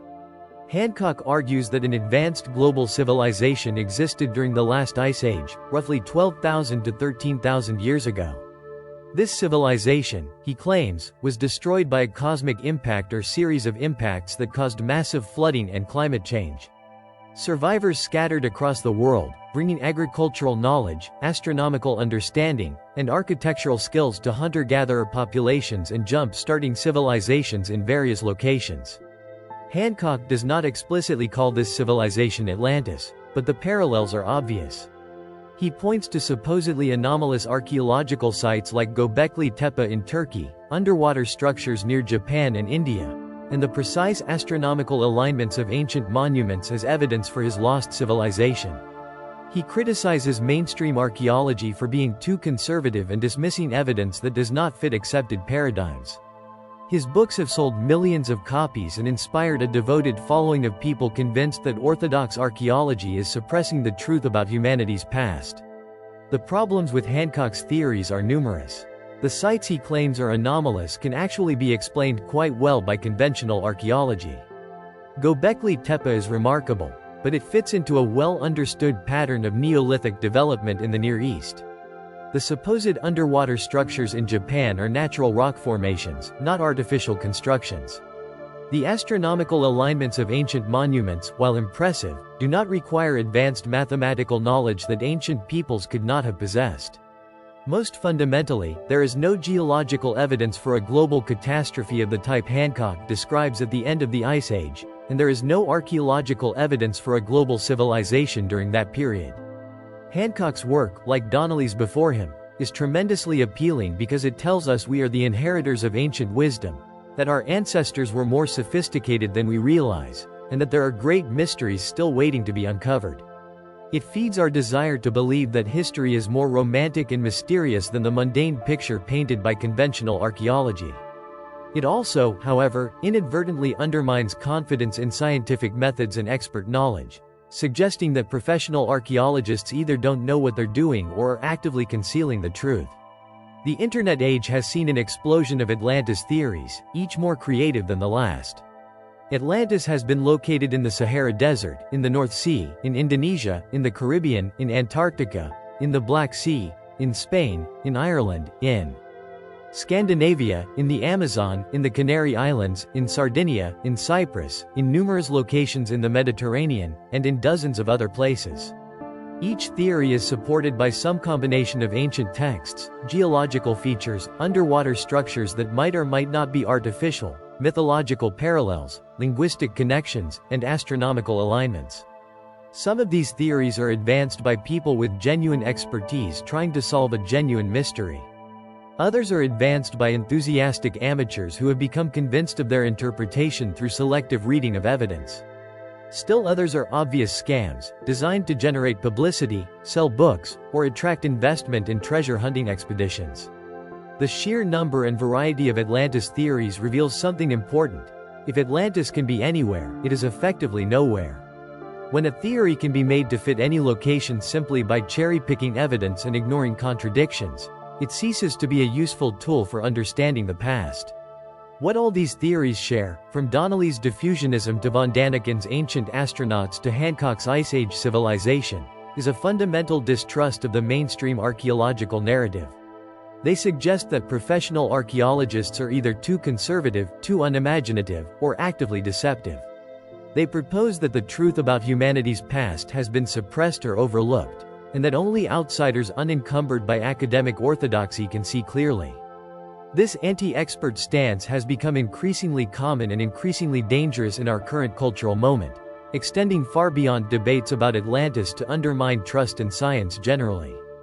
The proliferation of Atlantis theories also reveals our hunger for mystery, for connection to something greater than ourselves, for validation that our intuitions about the past might be correct despite what experts tell us. Each generation finds the Atlantis that fits its preconceptions. The Victorians found a hierarchical empire that had civilized the savage world. The psychics found a spiritually advanced society. The ancient astronaut theorists found evidence of extraterrestrial contact. The alternative historians find proof that mainstream archaeology is wrong and that ancient peoples were more sophisticated than given credit for. In all of these theories, Atlantis serves as a mirror reflecting our own desires, fears, and beliefs about civilization. It becomes whatever we need it to be. A warning about hubris and environmental destruction. A promise that lost wisdom can be recovered. Proof that mainstream authorities are wrong. Validation that ancient peoples were as smart as we are. Evidence that we are part of a cosmic drama involving aliens or spiritual evolution. Or simply a thrilling mystery that makes history more exciting than the patient accumulation of knowledge through careful excavation and analysis. The tragedy is that while people chase phantoms in the Atlantic, the Black Sea, or Antarctica, real archaeological discoveries that are genuinely fascinating and important receive far less attention. We have discovered actual lost civilizations, from Göbekli Tepe to Kerala to the Harappan cities, that rewrite what we thought we knew about human history. We have found evidence of sophisticated cultural development far earlier than previously believed, of long-distance trade networks in the Stone Age, of architectural and astronomical knowledge that challenges our assumptions about ancient capabilities. These real discoveries are every bit as exciting as Atlantis, with the added benefit of being supported by actual evidence. But somehow, Atlantis continues to capture more imagination than reality. Perhaps it always will, because Atlantis is not really about the past. It is about the present, about our relationship with authority, about our need for mystery and meaning, about our desire to believe that there is more to history than what appears in textbooks. Understanding why so many Atlantis theories exist and why they persist despite lack of evidence tells us more about human psychology than it does about ancient history. And that, paradoxically, might be the most valuable thing we can learn from the endless search for Plato's lost island. The science of Atlantis, geology, archaeology, and reality. Let us turn now from speculation to science, from theory to evidence, from what might be to what actually is. What does modern science tell us about the possibility of Atlantis? Can continents sink? Can advanced civilizations disappear without trace? Is there any place on Earth where a civilization matching Plato's description could have existed? The answers to these questions are not what Atlantis enthusiasts want to hear, but they are grounded in solid understanding of how Earth works, how civilizations develop, and what evidence they leave behind. We must start with geology because if Atlantis cannot have existed geologically, then the whole question becomes moot. Plato describes Atlantis as an island continent in the Atlantic Ocean that sank beneath the waves due to earthquakes and floods. Could such a thing happen? Modern geology gives us a definitive answer: no. Let us understand why. The Earth's outer layer, the crust, floats on the denser mantle below. Continental crust is lighter and thicker than oceanic crust, which is why continents stand higher than ocean basins. This is not a temporary or changeable arrangement. It is the fundamental structure of our planet, determined by the composition and density of different types of rock. Continental crust is primarily granite and related rocks, with a density of about 2.7 grams per cc. Oceanic crust is primarily basalt, with a density of about 3 grams per cc. The mantle below has a density of about 3.3 grams per cc. Because of these density differences, continental crust floats on the mantle like wood floats on water. It cannot sink into the mantle because it is too light. Over geological time scales measured in millions of years, continents can be pushed around by tectonic forces, colliding with each other to form mountain ranges or breaking apart to form new ocean basins. But they do not sink vertically into the mantle. This is not speculation or theory. It is basic physics, as well established as the fact that hot air rises or that gravity pulls objects downward. The Atlantic Ocean has been extensively mapped and studied. We have used sonar to image every square kilometer of the ocean floor. We have drilled cores to determine the composition and age of the seafloor rocks. We have measured magnetic anomalies that reveal the history of seafloor spreading. We understand the tectonic history of the Atlantic in detail. And all of this evidence tells us unambiguously that there has never been a continent in the Atlantic Ocean within the time span of human existence, or indeed for tens of millions of years before humans evolved. The mid-Atlantic ridge, which runs down the center of the Atlantic, is not a remnant of a sunken continent. It is an active spreading ridge where new oceanic crust is being created as the Americas move away from Europe and Africa at a rate of a few centimeters per year.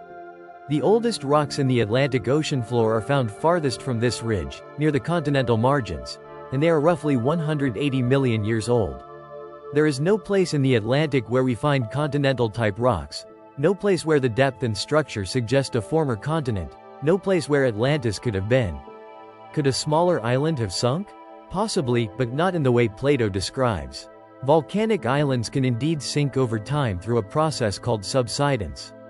As volcanic hotspots become inactive and the underlying magma chamber cools, the island can gradually settle lower. Additionally, the oceanic crust on which the island sits can sink as it cools and becomes denser over millions of years. The Hawaiian Islands, for example, are slowly sinking and will eventually become seamounts, submerged mountains rising from the seafloor but not breaking the surface. However, this process takes millions of years, not a single day and night. Volcanic islands can also be partially destroyed by explosive eruptions, as happened at Santorini. But even in the most catastrophic eruptions, the island does not sink completely beneath the sea instantly. Part of Santorini still exists above water today, 3,600 years after its massive eruption.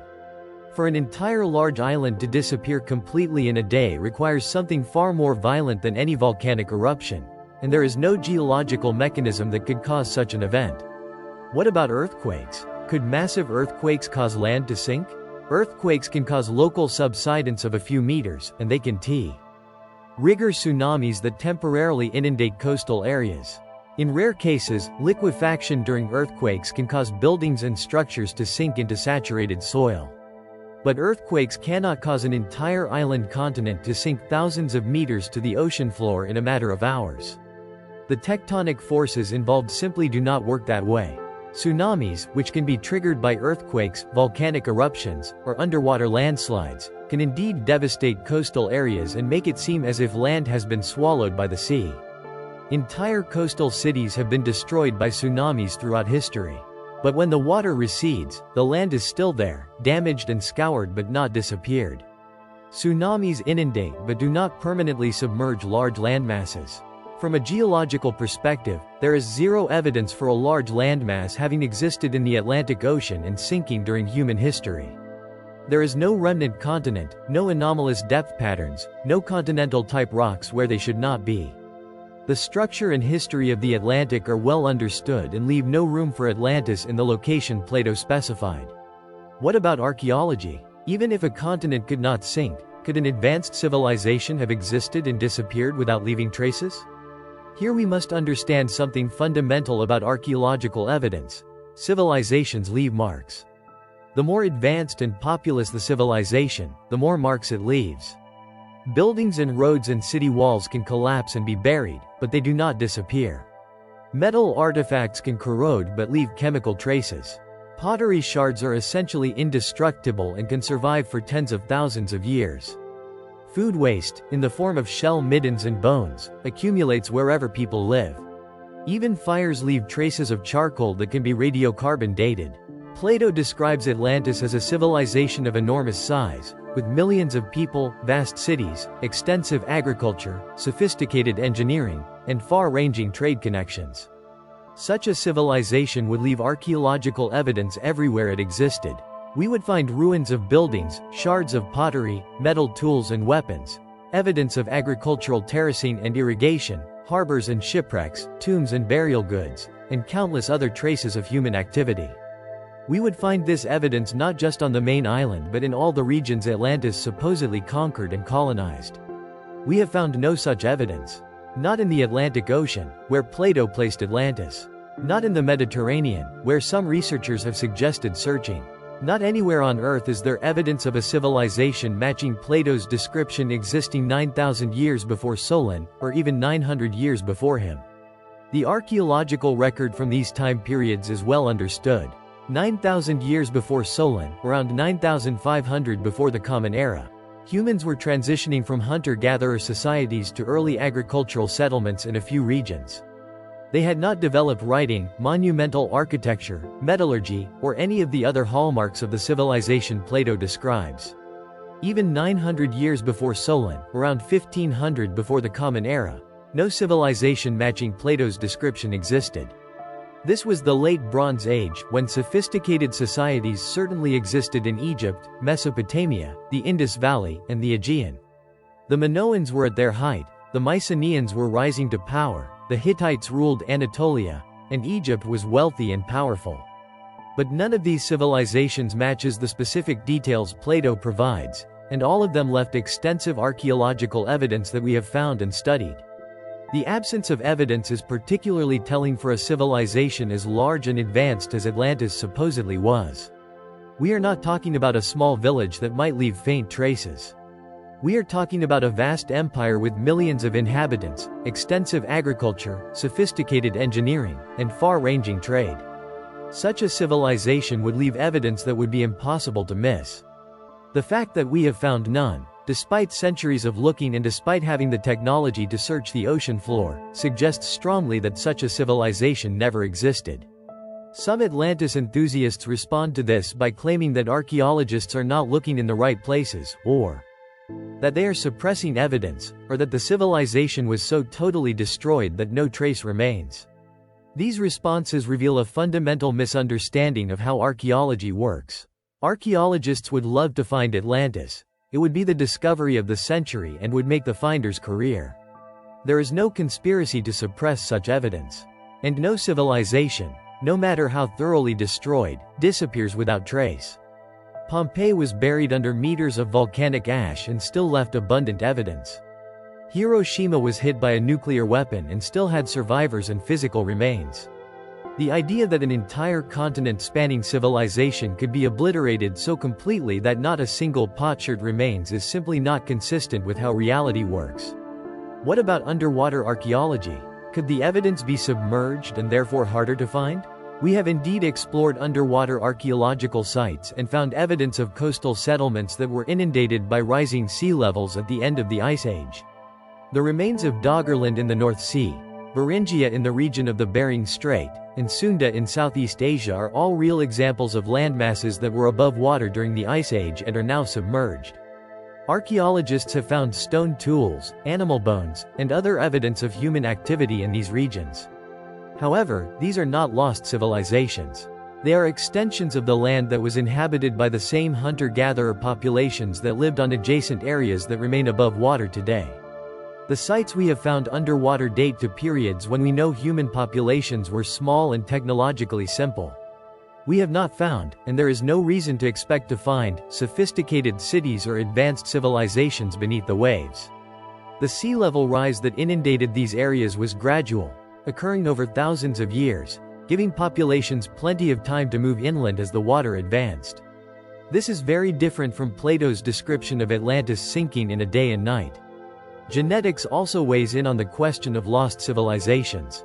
If Atlantis had been a large, populous civilization that colonized various parts of the world as Donnelly and others have claimed, we should see genetic evidence of this in modern populations. We should find genetic markers shared across distant populations that trace back to a common Atlantean ancestor. We do not find this. Instead, genetic evidence supports the mainstream narrative of human dispersal from Africa, with populations gradually expanding into different regions and developing distinct characteristics through adaptation and drift. There is no genetic evidence for a large advanced population existing in the Atlantic or spreading from there to other continents. Climate science and paleoclimatology also provide evidence relevant to the Atlantis question. We can reconstruct past climates using ice cores, tree rings, lake sediments, and other proxies. These records show clearly that there was no global catastrophe of the type described in the Atlantis story during any period when humans existed. While there have been significant climate events, including rapid cooling at the end of the Ice Age and various volcanic eruptions that caused temporary global cooling, none of these events correlate with the time period or the global effects that would be necessary for the Atlantis story to be literally true. From every scientific discipline with relevant expertise, geology, archaeology, genetics, climate science, the conclusion is consistent. There is no physical evidence for Atlantis as Plato described it, and there are compelling reasons based on our understanding of how Earth works to conclude that such a place could not have existed in the manner he portrayed. This does not mean that Plato's story holds no value or that it might not contain echoes of real events transformed through oral tradition and literary elaboration. However, it does mean that we should not expect to find a lost continent in the Atlantic Ocean, underwater ruins of a continent spanning civilization, or any other physical evidence that would validate a literal reading of Plato's account. The prevailing scholarly interpretation treats Atlantis as a philosophical allegory, not a historical account. Plato invented it to illustrate ideas about the ideal state, the dangers of imperialism, and the importance of virtue. He may have drawn on various sources. For elements of his story, knowledge of the Thera eruption, memories of Bronze Age civilizations, reports of distant lands from traders and explorers, natural disasters that had affected the Greek world. But the finished product was a creation of his philosophical imagination, not a report of actual events. This conclusion may disappoint those who want Atlantis to be real, but it should not diminish our appreciation for the story. Plato created something more enduring than any physical city, an idea that has captured human imagination for more than 2 millennia and continues to inspire us today. That achievement, grounded in philosophy rather than geology, is remarkable enough without needing to find underwater ruins to validate it. The real mystery of Atlantis is not where it was located, but why we continue to search for it despite all the evidence telling us it never existed. That mystery takes us into psychology, culture, and the nature of belief itself, questions ultimately more interesting than whether we can find ancient stones beneath the sea. Orichalcum and other physical evidence. Among all the details Plato provided about Atlantis, one has captured particular imagination and has even produced tangible archaeological finds: the mysterious metal called orichalcum. Plato describes this substance as second only to gold in value, mined extensively in Atlantis, and used to cover the innermost wall surrounding the Acropolis, where it flashed with the red light of fire. For centuries, orichalcum seemed to be purely legendary, a mythical metal that existed only in Plato's imagination. Then, remarkably, archaeologists discovered what appears to be ancient orichalcum in a Mediterranean shipwreck, bringing at least one element of the Atlantis story into the realm of physical evidence. The story begins in 2015, when divers exploring a 2,600-year-old shipwreck off the coast of Sicily, near the ancient city of Gela, discovered 39 ingots of an unusual metal. The ship had sunk approximately 1,000 feet from shore in shallow water about 10 feet deep, and over the years, archaeologists had recovered various artifacts from the wreck. But this discovery was different. The ingots were made of an alloy that seemed to match ancient descriptions of orichalcum, a copper-zinc brass with a distinctive reddish-gold color. Analysis of the ingots using X-ray fluorescence revealed their composition: 75 to 80% copper, 15 to 20% zinc, with small amounts of nickel, lead, and iron. This matches almost perfectly what historical sources describe as orichalcum. The name itself comes from the Greek words for mountain copper, and ancient texts describe it as a valuable alloy with a color between gold and copper, possessing a distinctive red or golden sheen. The Roman writer Pliny the Elder mentioned that orichalcum had lost currency because the mines producing it had become exhausted, suggesting it was a real substance that became rare or lost in antiquity. In 2017, archaeologists recovered an additional 47 ingots from the same wreck, bringing the total to 86 pieces of this ancient brass. The ingots were remarkably well preserved, still showing their characteristic reddish-golden color after spending more than 2 millennia underwater. Chemical analysis using advanced techniques confirmed that all the ingots had similar composition, suggesting they came from the same source and were part of a single cargo being transported when the ship met its fate. The discovery is significant for several reasons. First, it demonstrates that orichalcum was not merely mythical. It was a real alloy produced in antiquity, valued for its distinctive color and worked into various objects. Second, it provides evidence of sophisticated Bronze Age metallurgy. Creating brass by alloying copper and zinc requires specific technical knowledge and controlled heating conditions. The fact that ancient metalworkers could produce this alloy consistently, in large quantities, speaks to their considerable skill and understanding. Third, the discovery tells us something about ancient trade networks. The ship carrying these ingots sank on its way to Gela, which was known in antiquity for its workshops producing fine metalwork and luxury goods. The Orichalcum was probably destined for these workshops, where it would be worked into decorative objects, jeweler, coins, or architectural elements. The raw material likely came from Cyprus, which was the Mediterranean's primary source of copper from the 4th millennium before the Common Era onward. Cyprus also produced various copper alloys, including brass, making it a plausible source for the Orichalcum. But does the discovery of real Orichalcum validate the Atlantis story? Not in any meaningful way. The ingots found near Sicily date to roughly 600 before the Common Era, well after even the most generous estimates for when Atlantis supposedly existed, and in a location far from where Plato placed his lost civilization. The fact that Orichalcum existed as a real material tells us only that Plato mentioned something that had genuine existence in the ancient world. It does not confirm that a civilization called Atlantis used this material to cover its walls. Plato could easily have known about Orichalcum from contemporary or near-contemporary sources and incorporated it into his fictional narrative to add concrete, realistic details that would make the story more vivid and believable to his audience. This is precisely what we would expect if Plato was crafting a philosophical allegory rather than recording historical fact. Good fiction includes realistic details to make the story convincing. By mentioning a valuable metal that his audience would have heard of, even if they had never seen it, Plato grounds his fantastic tale in familiar references. It is similar to how a modern science fiction writer might mention titanium or carbon fiber when describing a futuristic city, using real materials to make an imaginary place seem more tangible. The Orichalcum discovery also highlights an important principle about archaeological interpretation. Finding one element of a story does not validate the entire story. Troy existed, but that does not mean that Zeus intervened in the Trojan War or that Achilles was invulnerable except for his heel. Similarly, Orichalcum existed, but that does not mean that an island continent covered its walls with this metal and then sank beneath the Atlantic. Each claim must be evaluated on its own evidence. Beyond Orichalcum, Atlantis enthusiasts have pointed to various other physical findings as potential evidence for the lost civilization. Underwater structures near Japan, in the Mediterranean, off the coast of Cuba, and in other locations have been proclaimed as Atlantean ruins. Invariably, closer inspection by professional geologists and archaeologists reveals these to be natural formations, with the apparent regularity and structure resulting from geological processes rather than human construction. The Bimini Road, in the Bahamas is a classic example. In 1968, divers discovered what appeared to be a paved road or wall underwater near the island of Bimini.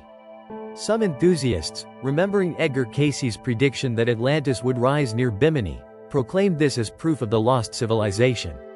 Closer investigation revealed that the road is actually a natural formation of beach rock, created when carbonate sand becomes cemented together in the intertidal zone and then cracks into regular-looking blocks due to wave action and pressure changes. Similar formations exist in many tropical coastal areas around the world. Underwater formations near Yonaguni in Japan have also been cited as possible Atlantean architecture. The structures do look remarkably regular, with right angles, flat surfaces, and apparent staircases. However, geologists who have studied the site note that the rock in this region naturally fractures along regular planes, creating formations that can look artificial but are actually the product of natural erosion along geological fault lines. The site has become a popular diving attraction, marketed as a mysterious underwater city, but there is no archaeological evidence that humans shaped these stones. Off the coast of Cuba, sonar scans appeared to show symmetrical stone structures at a depth of 2,000 feet. Explorers claimed these might be ruins of an ancient city. However, experts point out that at such depths, human construction would be extremely unlikely. The area was not above water within the time span of human civilization. The sonar images, while intriguing, could easily represent natural rock formations, and no actual physical samples have been retrieved to settle the question definitively. The problem with all these supposed physical evidence claims is that they confuse unusual-looking with human-made. The ocean floor and coastal zones contain many geological formations that can appear regular or artificial when viewed without context. Ancient peoples did indeed build structures near coasts, and some of these have been submerged by sea level rise. We have found genuine underwater archaeological sites with clear evidence of human activity: stone tools, pottery, structural foundations, harbor installations. These sites look nothing like the natural formations that get proclaimed as Atlantis. The difference is clear to trained archaeologists and geologists, even if it is not always obvious to enthusiastic amateurs viewing sonar images or underwater footage. Another category of supposed physical evidence involves alleged out-of-place artifacts, objects that seem too advanced for their time period or appear in locations where they should not exist. These range from the genuinely puzzling to the outright fraudulent. The Thera mechanism, an ancient Greek astronomical calculator recovered from a shipwreck, is sometimes cited as evidence of advanced ancient technology. While the device is indeed remarkably sophisticated and demonstrates impressive technical knowledge, it fits well within what we know about ancient Greek science and mathematics. It is extraordinary but not impossible or out of place. Its existence does not require invoking lost civilizations or alien intervention. It simply requires acknowledging that ancient people were clever and capable of remarkable achievements. Other supposed out-of-place artifacts have proven to be misidentifications, hoaxes, or misunderstandings. The Baghdad battery, clay jars that some claimed were ancient electrical cells, are now understood to be containers for scrolls or possibly ritual objects. The Saqqara bird, an ancient Egyptian wooden carving that resembles a modern airplane to some eyes, is almost certainly a bird figure or perhaps a ceremonial implement, not a model of an aircraft. The Koso artifact, supposedly a spark plug found in a rock formation millions of years old, turned out to be a modern spark plug that had been encrusted with sediment over just a few decades, not millennia. The tendency to see modern technology in ancient artifacts reveals more about our own assumptions than about the past. We are so familiar with certain technologies that we see them everywhere, even where they do not exist. A carved bird becomes an airplane. A container becomes a battery. A natural formation becomes a paved road. This tendency, called pareidolia when it involves seeing patterns in random data, extends beyond visual recognition to conceptual pattern matching. We see what we expect to see, what we want to see, or what fits the narrative we have constructed. The Orichalcum discovery stands apart from these other claimed evidences because it is genuine, verified by multiple scientific analyses, and clearly artificial. However, it validates only a tiny detail of Plato's story, that a metal he mentioned actually existed, not the larger claim about a lost continent. It is similar to how finding that Troy existed validates one element of Homer's Iliad without confirming that Achilles could not be harmed except on his heel or that the gods directly intervened in the war. Ancient writers often mixed real places, real materials, and real historical references into their literary works, whether those works were meant as history, philosophy, or entertainment. The search for physical evidence of Atlantis continues, driven by a combination of genuine curiosity, wishful thinking, and commercial interest. Each year brings new claims of discovery, new expeditions to promising sites, new theories about where Atlantis might be found. Satellite imaging, sonar mapping, underwater drones, and other technologies have made it easier than ever to survey large areas of ocean floor and to spot unusual features. Yet after decades of searching with increasingly sophisticated tools, no convincing evidence has emerged. The ocean floor has been mapped. The Mediterranean has been explored. Archaeological surveys have covered vast areas. If Atlantis existed as Plato described it, we should have found something by now. The fact that we have not suggests strongly that there is nothing to find. This does not mean the search has been worthless. The techniques developed for searching for Atlantis have advanced underwater archaeology generally and have led to discoveries of actual ancient shipwrecks, submerged settlements, and lost harbors. The interest in Atlantis has sparked curiosity about the ancient world and has motivated some people to learn about archaeology, geology, and ancient history. Even negative results, confirming that certain locations are not Atlantis, contribute to our knowledge by eliminating possibilities and helping us better understand what actually exists beneath the waves. But we must be honest about what the evidence shows. Orichalcum existed, but Atlantis did not. Natural formations can look artificial, but they are not. Ancient peoples were capable of impressive achievements, but they did not have the lost super technology some Atlantis theories attribute to them. The ocean floor has been mapped, and there is no lost continent. These are the conclusions that evidence forces us to accept, even if they are less exciting than the alternative. Science is not about confirming what we want to be true. It is about discovering what actually is true, whether we find it satisfying or not. Pseudo-archaeology and the dangers of belief. The search for Atlantis, particularly in its more speculative forms, falls into a category that archaeologists call pseudo-archaeology or fringe archaeology. This term describes attempts to interpret the past that reject or ignore accepted scientific methods, substitute belief for evidence, and reach conclusions that professional archaeologists find unsupported or actively refuted by available data. While this might seem like a purely academic concern, pseudo-archaeology has real consequences that extend far beyond debates about a legendary island. Understanding these consequences helps us see why archaeologists take the Atlantis phenomenon seriously, not just as a historical mystery but as a cultural problem.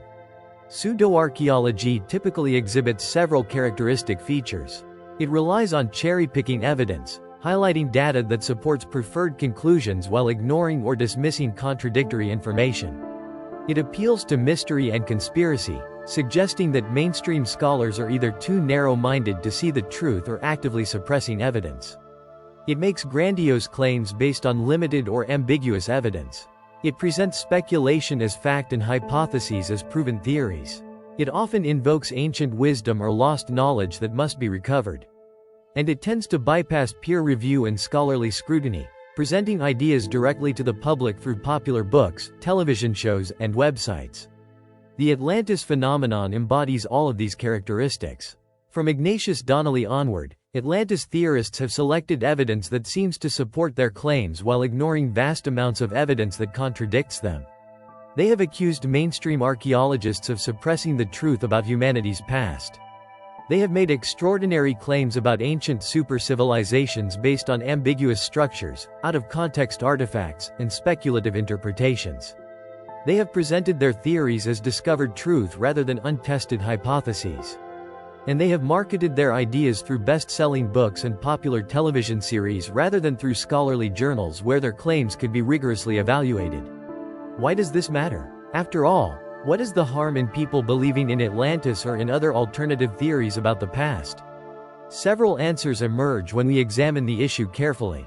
First, pseudo-archaeology undermines confidence in legitimate archaeological science and in expert knowledge generally. When people are told repeatedly that archaeologists are narrow-minded, that they refuse to consider alternative theories, that they are suppressing evidence, they lose trust in what archaeologists actually do discover.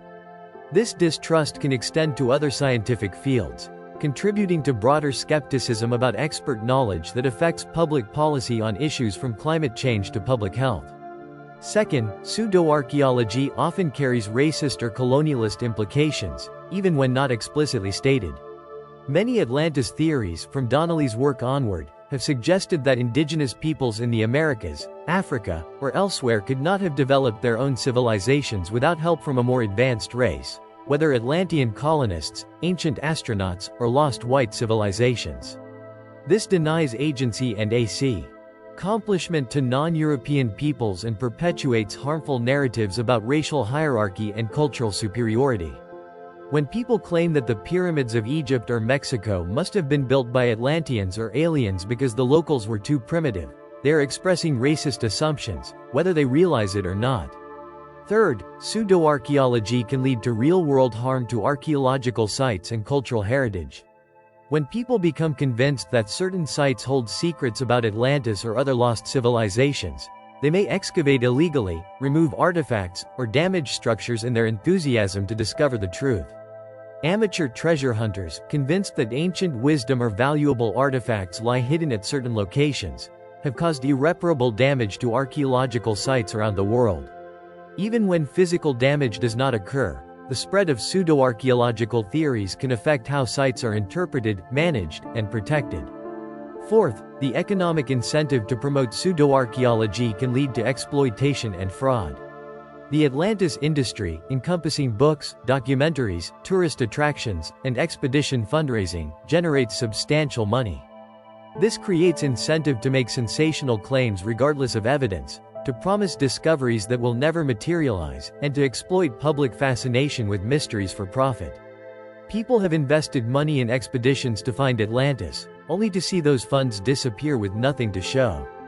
Tourist sites are marketed based on dubious claims about Atlantean connections. Artifacts of questionable authenticity are sold to collectors convinced they possess objects from the lost civilization. The role of media in promoting pseudo-archaeology cannot be overstated. Television networks discovered that shows about ancient mysteries, lost civilizations, and alternative histories attract large audiences. Programs like Ancient Aliens have run for multiple seasons, presenting pseudo-archaeological theories as serious possibilities despite being thoroughly debunked by actual archaeologists. These shows follow a predictable formula. Identify something that seems mysterious or difficult to explain, interview some people with relevant expertise while taking their comments out of context, interview pseudo-archaeologists who present alternative theories, ask leading questions like, could it be that ancient astronauts helped build the pyramids? And leave the viewer with the impression that these alternative theories are plausible or even likely. The problem with such programming is not just that it spreads misinformation, though it certainly does that. The deeper problem is that it teaches viewers a fundamentally flawed approach to evaluating evidence and making judgments about truth. It suggests that all opinions are equally valid, that expertise does not matter, that asking questions is the same as providing answers, and that mystery is more valuable than knowledge. It conflates possibility with probability, treating "we cannot explain everything" as equivalent to "therefore this wild speculation must be true." Social media has amplified these problems exponentially. Online platforms allow pseudo-archaeological theories to spread rapidly, reaching millions of people without any filter for accuracy or plausibility. Algorithms that prioritize engagement tend to promote controversial or sensational content, including pseudo-archaeological claims. Online communities form around these theories, creating echo chambers where believers reinforce each other's convictions and dismiss mainstream archaeology as part of a conspiracy. The democratization of information that the internet enables has many positive aspects, but it has also made it harder to maintain shared standards for evidence and truth. Archaeologists have been slow to respond to the challenge of pseudo-archaeology, in part because they have historically focused on communicating with other scholars rather than with the public. Academic archaeology publishes in specialized journals behind paywalls, uses technical jargon that excludes non-experts, and generally treats public engagement as less important than scholarly research. This has created a vacuum that pseudo-archaeology has rushed to fill. When people are curious about the past and professional archaeologists are not communicating effectively with them, they turn to alternative sources that are more accessible, even if less current. Recently, some archaeologists have begun to take public engagement more seriously, creating blogs, podcasts, YouTube channels, and social media accounts to communicate real archaeology to interested audiences. They are learning to explain why mainstream archaeological interpretations are more convincing than alternative theories, not through dismissive ridicule but through clear explanation of how archaeological science actually works, what evidence exists, and how that evidence is interpreted. They are also acknowledging that genuine mysteries do exist, that we do not know everything about the past, and that new discoveries can change our understanding, while also explaining why Atlantis, ancient astronauts, and similar theories are not plausible solutions to those mysteries. The fight against pseudo-archaeology is ultimately a fight for the value of evidence-based reasoning and expert knowledge. It is not about defending archaeology's turf or protecting archaeologists' jobs.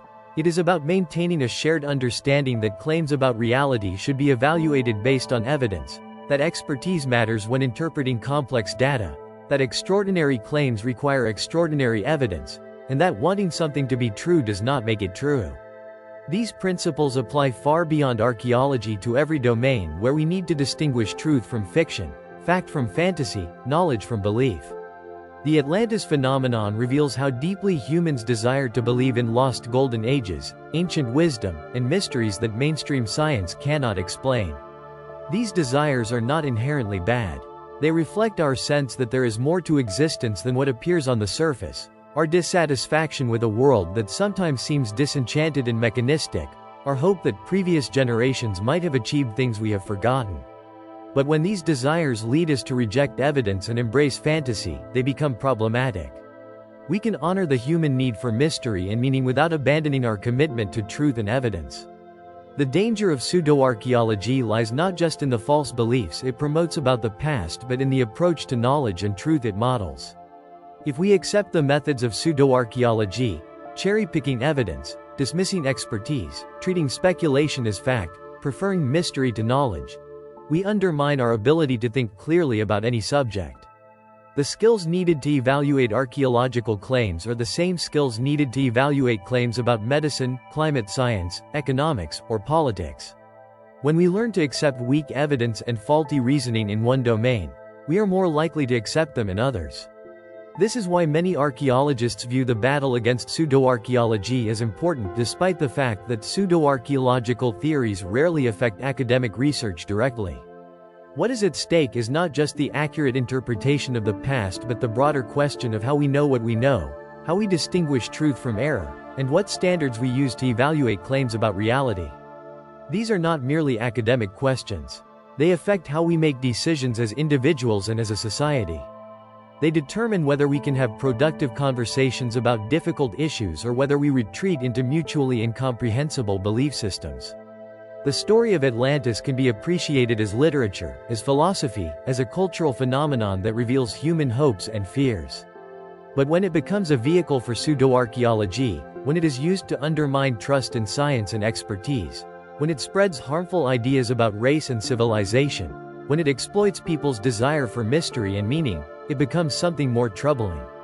Understanding why people believe in Atlantis despite overwhelming evidence against it, and learning how to communicate scientific findings more effectively to counter pseudo-archaeological narratives, remains one of the challenges facing archaeology and science communication today. Literary legacy. Atlantis in culture and imagination. While archaeologists debate whether Atlantis ever existed and scientists explain why it could not have, the lost civilization has lived a vibrant life in human imagination for more than 2 millennia. From ancient commentaries on Plato through medieval legends to modern science fiction, from Renaissance utopian writings to contemporary films and video games, Atlantis has been endlessly reimagined, reinterpreted, and reinvented. This literary and cultural legacy is perhaps more significant than any archaeological question about the story's origins, because it reveals how each generation finds in Atlantis a reflection of its own concerns, values, and dreams. Even in ancient times, readers debated whether Plato meant his story to be taken literally or as philosophical allegory. Plato's immediate successors in the Academy, including his student Aristotle, apparently treated the tale as invented fiction designed to illustrate philosophical points. According to later sources, Aristotle is reported to have said that the man who created Atlantis also destroyed it, which would suggest he understood the story as Plato's creation rather than as received tradition, though we should note that this quote comes to us secondhand through later writers. Other ancient authors took the account more seriously, treating it as genuine history preserved from ancient sources.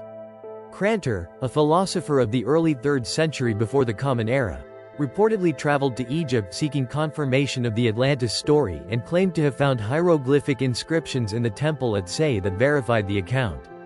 However, we must approach this claim with caution. Crantor's writings survive only in fragments and quotations by later authors, making it difficult to verify exactly what he claimed to have seen or how he interpreted it. The later philosopher Proclus, writing in the 5th century of the Common Era, cited Crantor's testimony as evidence that Atlantis had been real, thereby establishing a tradition of seeking external validation for Plato's account, a tradition that continues to the present day. During the Middle Ages, Atlantis largely faded from European consciousness, preserved only in scholarly commentaries on Plato's works that few people could access.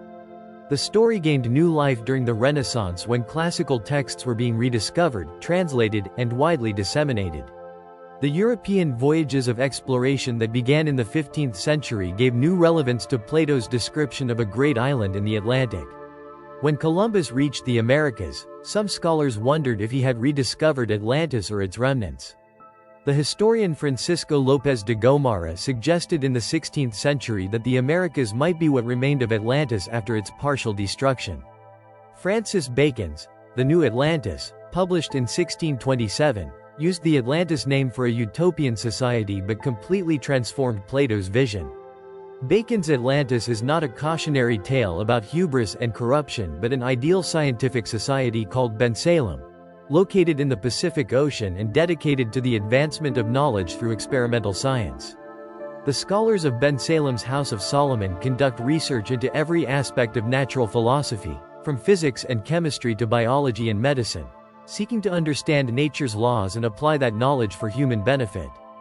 Bacon's work established Atlantis as a symbol of utopian aspiration rather than just ancient catastrophe, a tradition that would influence centuries of later writing. In the 19th century, Atlantis entered popular culture in new ways.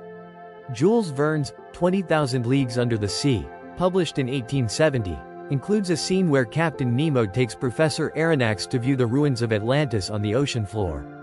Verne describes a submerged city with buildings, temples, and an acropolis, bringing Plato's description to vivid life for Victorian readers.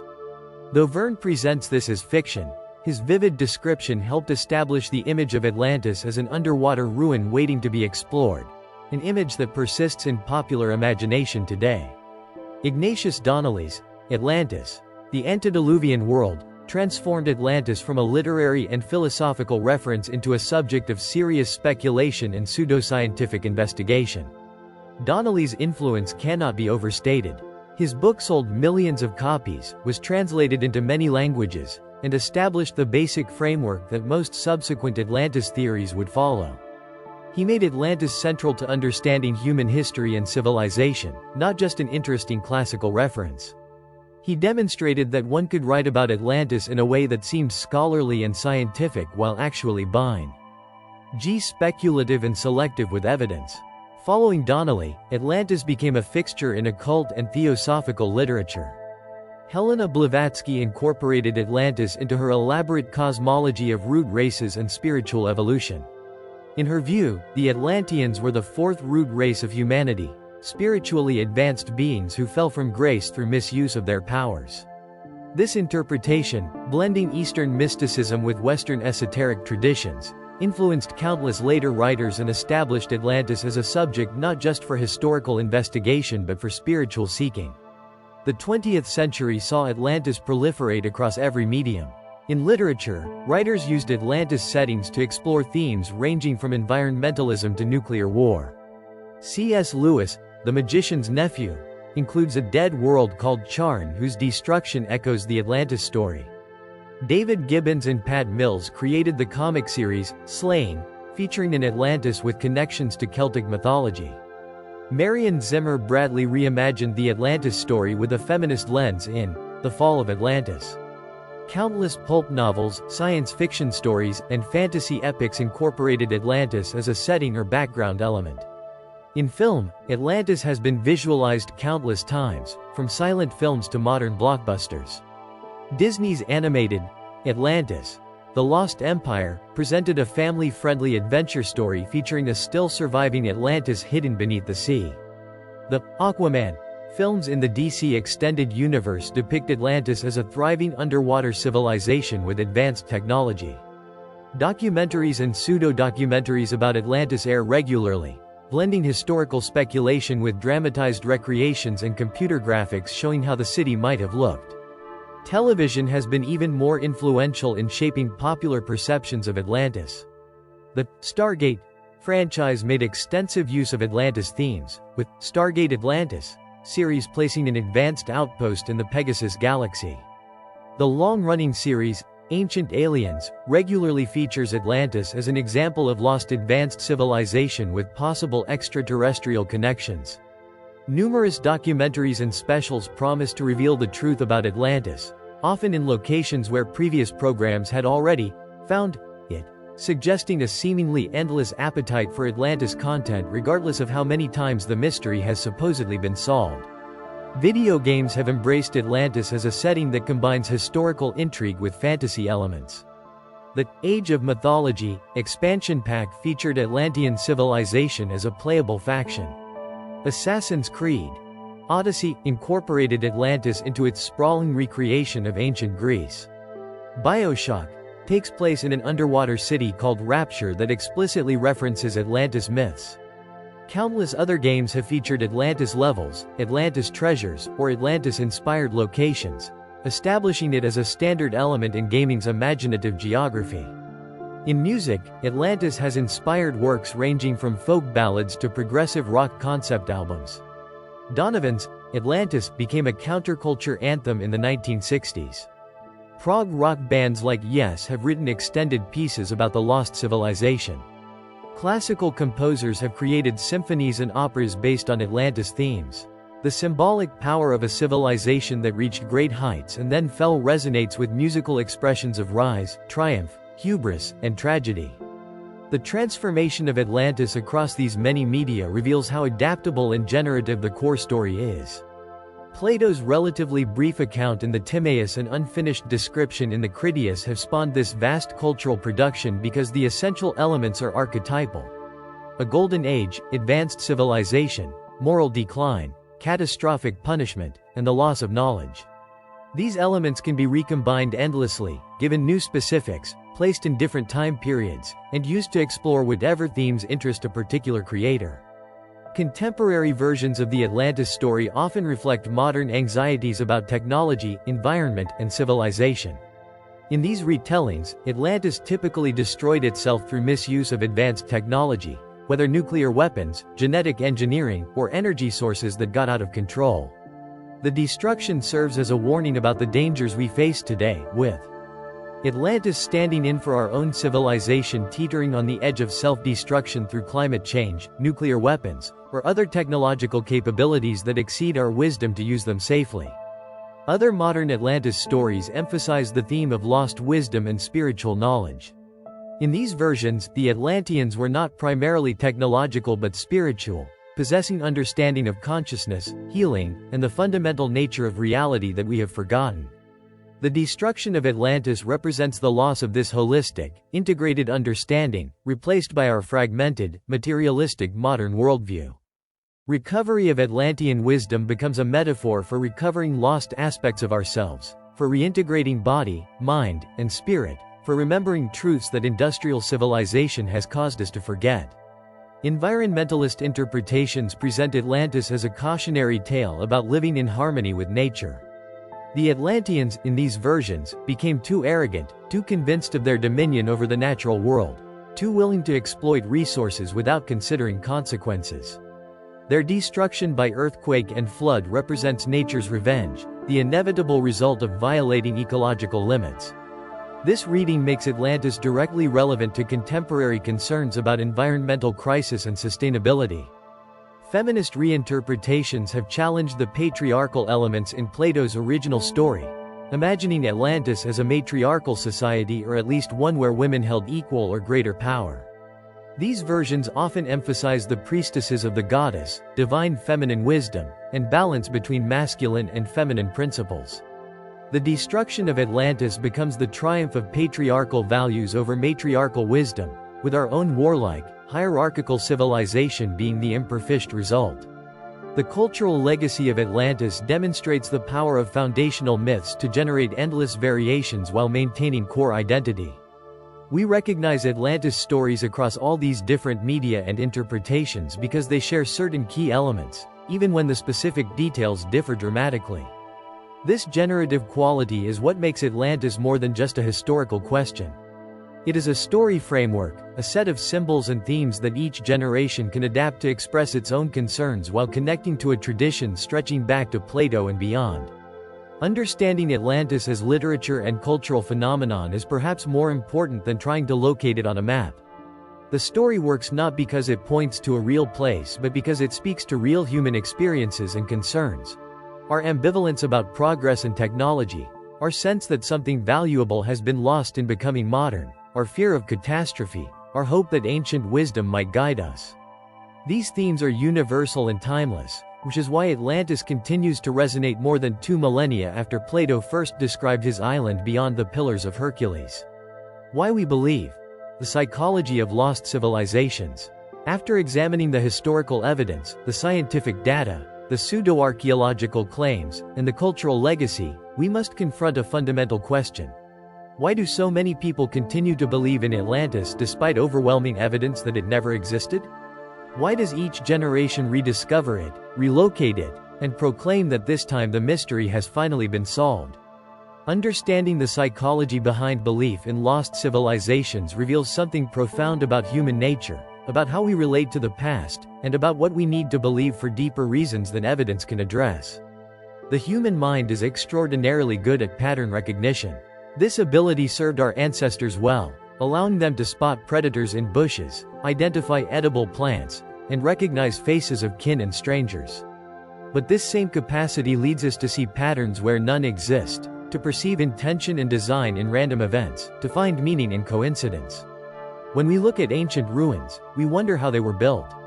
When we notice similarities between distant cultures, we assume contact or common source. When we cannot immediately explain something we are uncomfortable with, we don't know yet, and prefer, it must have been Atlantis, or some other extraordinary explanation. This tendency toward pattern seeking combines with what psychologists call confirmation bias, our inclination to notice and remember information that supports our existing beliefs while ignoring or forgetting information that contradicts them. Someone convinced that Atlantis existed in a particular location will find dozens of pieces of evidence that seem to support this. A geographical feature that matches Plato's description. A local legend that could refer to the lost civilization. A historical event that might preserve a memory of Atlantis. That same person will overlook or dismiss the hundreds of pieces of evidence against their theory. Wrong timeline, wrong geology, no archaeological remains, contradictory details. This is not deliberate dishonesty. It is how human cognition normally works, favoring coherence and belief confirmation over objective evaluation. Belief in Atlantis also connects to a broader psychological phenomenon that psychologists call rosy retrospection or the good old days effect. Humans consistently remember the past as better than it actually was and imagine that previous eras were superior to the present in important ways. This nostalgia is not entirely irrational.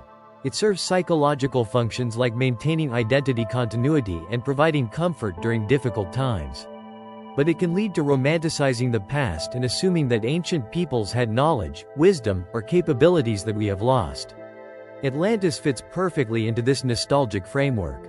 It represents a golden age when civilization was more advanced, people were more virtuous, and knowledge was more profound. The fact that this golden age was destroyed makes it even more appealing, because it explains why we do not have these advantages now. We lost them through catastrophe, through moral failure, through the vagaries of fortune. This narrative is more satisfying than the archaeological reality that civilization developed gradually, unevenly, with many setbacks and false starts, and that ancient peoples were neither more nor less fundamentally capable than we are. The appeal of lost civilizations also reflects what psychologists call the fundamental attribution error, our tendency to overestimate the role of intentional design and underestimate the role of natural processes or cumulative small changes. When we see impressive ancient structures like the Egyptian pyramids or Stonehenge, we wonder how such things could have been built without modern technology. Rather than understanding them as the result of sustained effort by many people over long time periods using appropriate technology for their era, we imagine they require some special explanation. Lost knowledge, alien assistance, or a more advanced previous civilization like Atlantis. This connects to another psychological factor. We tend to underestimate what can be accomplished with simple technology applied systematically over long time periods with adequate human labor. Moving massive stones, building enormous structures, creating sophisticated calendars and astronomical observations. All of these are possible with Bronze Age or even Stone Age technology if you have enough people, enough time, and the cultural continuity to maintain and transmit knowledge across generations. But because we cannot easily imagine organizing such projects with our modern individualistic mindset, we assume they required capabilities beyond what ancient peoples possessed. Belief in Atlantis also serves social and emotional needs. People who believe in alternative theories about the past often describe feeling like they have special knowledge, like they see truths that mainstream experts miss or suppress. This can provide a sense of belonging to a community of fellow believers, a sense of superiority to those who accept conventional explanations, and a sense of excitement from investigating mysteries. These social rewards can be powerful motivators for maintaining belief even when evidence points in other directions. The role of mistrust in authority and expertise cannot be overlooked. Many people who believe in Atlantis also believe that mainstream archaeology and science are corrupt, narrow-minded, or controlled by forces that benefit from suppressing truth. This conspiratorial thinking has become increasingly common across many domains and reflects genuine frustration with institutions that sometimes do fail to serve public interest. But when this distrust extends to rejecting all expert knowledge and treating amateurs as equally credible as professionals, it undermines our collective ability to build and maintain knowledge. There is also what we might call the romance of mystery. Our world has been mapped and measured to an unprecedented degree. There are fewer and fewer blank spaces on the map, fewer unknowns, fewer frontiers. This can feel limiting, disappointing, even oppressive. Atlantis represents a refuge from this completely known world. If Atlantis still waits to be discovered, then the world is not fully mapped, not completely measured, not entirely under control. Mystery still exists. Wonder is still possible. The allure of this feeling can be so strong that people resist evidence that would destroy the mystery, even when that evidence points to equally fascinating real discoveries. Cultural factors also influence belief in lost civilizations. Different societies have different relationships with their past, different myths about decline or progress, different needs for validation from ancient precedents. In societies that feel their traditional knowledge has been devalued by colonization or modernization, claims about advanced ancient civilizations can serve as a form of cultural resistance, asserting that their ancestors knew things that modern science does not recognize. In societies anxious about their own decline, the Atlantis story serves as warning and perhaps as template for avoiding similar fate. The education system's role in how people evaluate historical claims is significant. If people do not learn how historians and archaeologists actually work, what standards of evidence they use, how they handle uncertainty, and why mainstream interpretations are considered more reliable than alternative theories, they lack tools for evaluating competing claims about the past. This creates a vacuum where persuasive rhetoric, emotional appeal, and confirmation of existing beliefs can trump careful evaluation of evidence. Understanding why people believe in Atlantis despite lack of evidence does not mean dismissing believers as stupid or irrational. The psychological mechanisms that lead to belief in Atlantis are the same mechanisms that allow humans to create culture, transmit knowledge, form communities, and find meaning in experience. Pattern recognition, trust in community, seeking meaning, resisting authority when appropriate, maintaining hope and wonder, these are valuable human capacities. They only become problematic when they lead us to reject evidence and embrace fantasies that distort our understanding of reality. The challenge is not to eliminate these psychological tendencies but to channel them more constructively. We can honor the human need for mystery while accepting what evidence tells us. We can appreciate the romance of lost civilizations without believing they actually existed. We can recognize that the real past, as revealed by careful archaeology, is every bit as fascinating as any fantasy about Atlantis, with the added benefit of being true. We can maintain appropriate skepticism about authority while still recognizing that expertise matters and that scientific consensus exists for good reasons. Perhaps most importantly, we can recognize that our fascination with Atlantis is ultimately a fascination with ourselves. We search for Atlantis because we search for meaning, for connection to something greater than our individual lives, for assurance that humanity is capable of greatness and that our civilization matters in the grand sweep of history. These are noble impulses. They deserve to be honored, even when the specific form they take, belief in a literal Atlantis, cannot be sustained by evidence. The question is not whether we should have these impulses but how we should satisfy them, through fantasy or through deeper engagement with the genuine mysteries and wonders that reality provides. Conclusion. Truth, myth, and meaning. As we reach the end of our journey through the legend of Atlantis, we must confront the central paradox of this enduring mystery.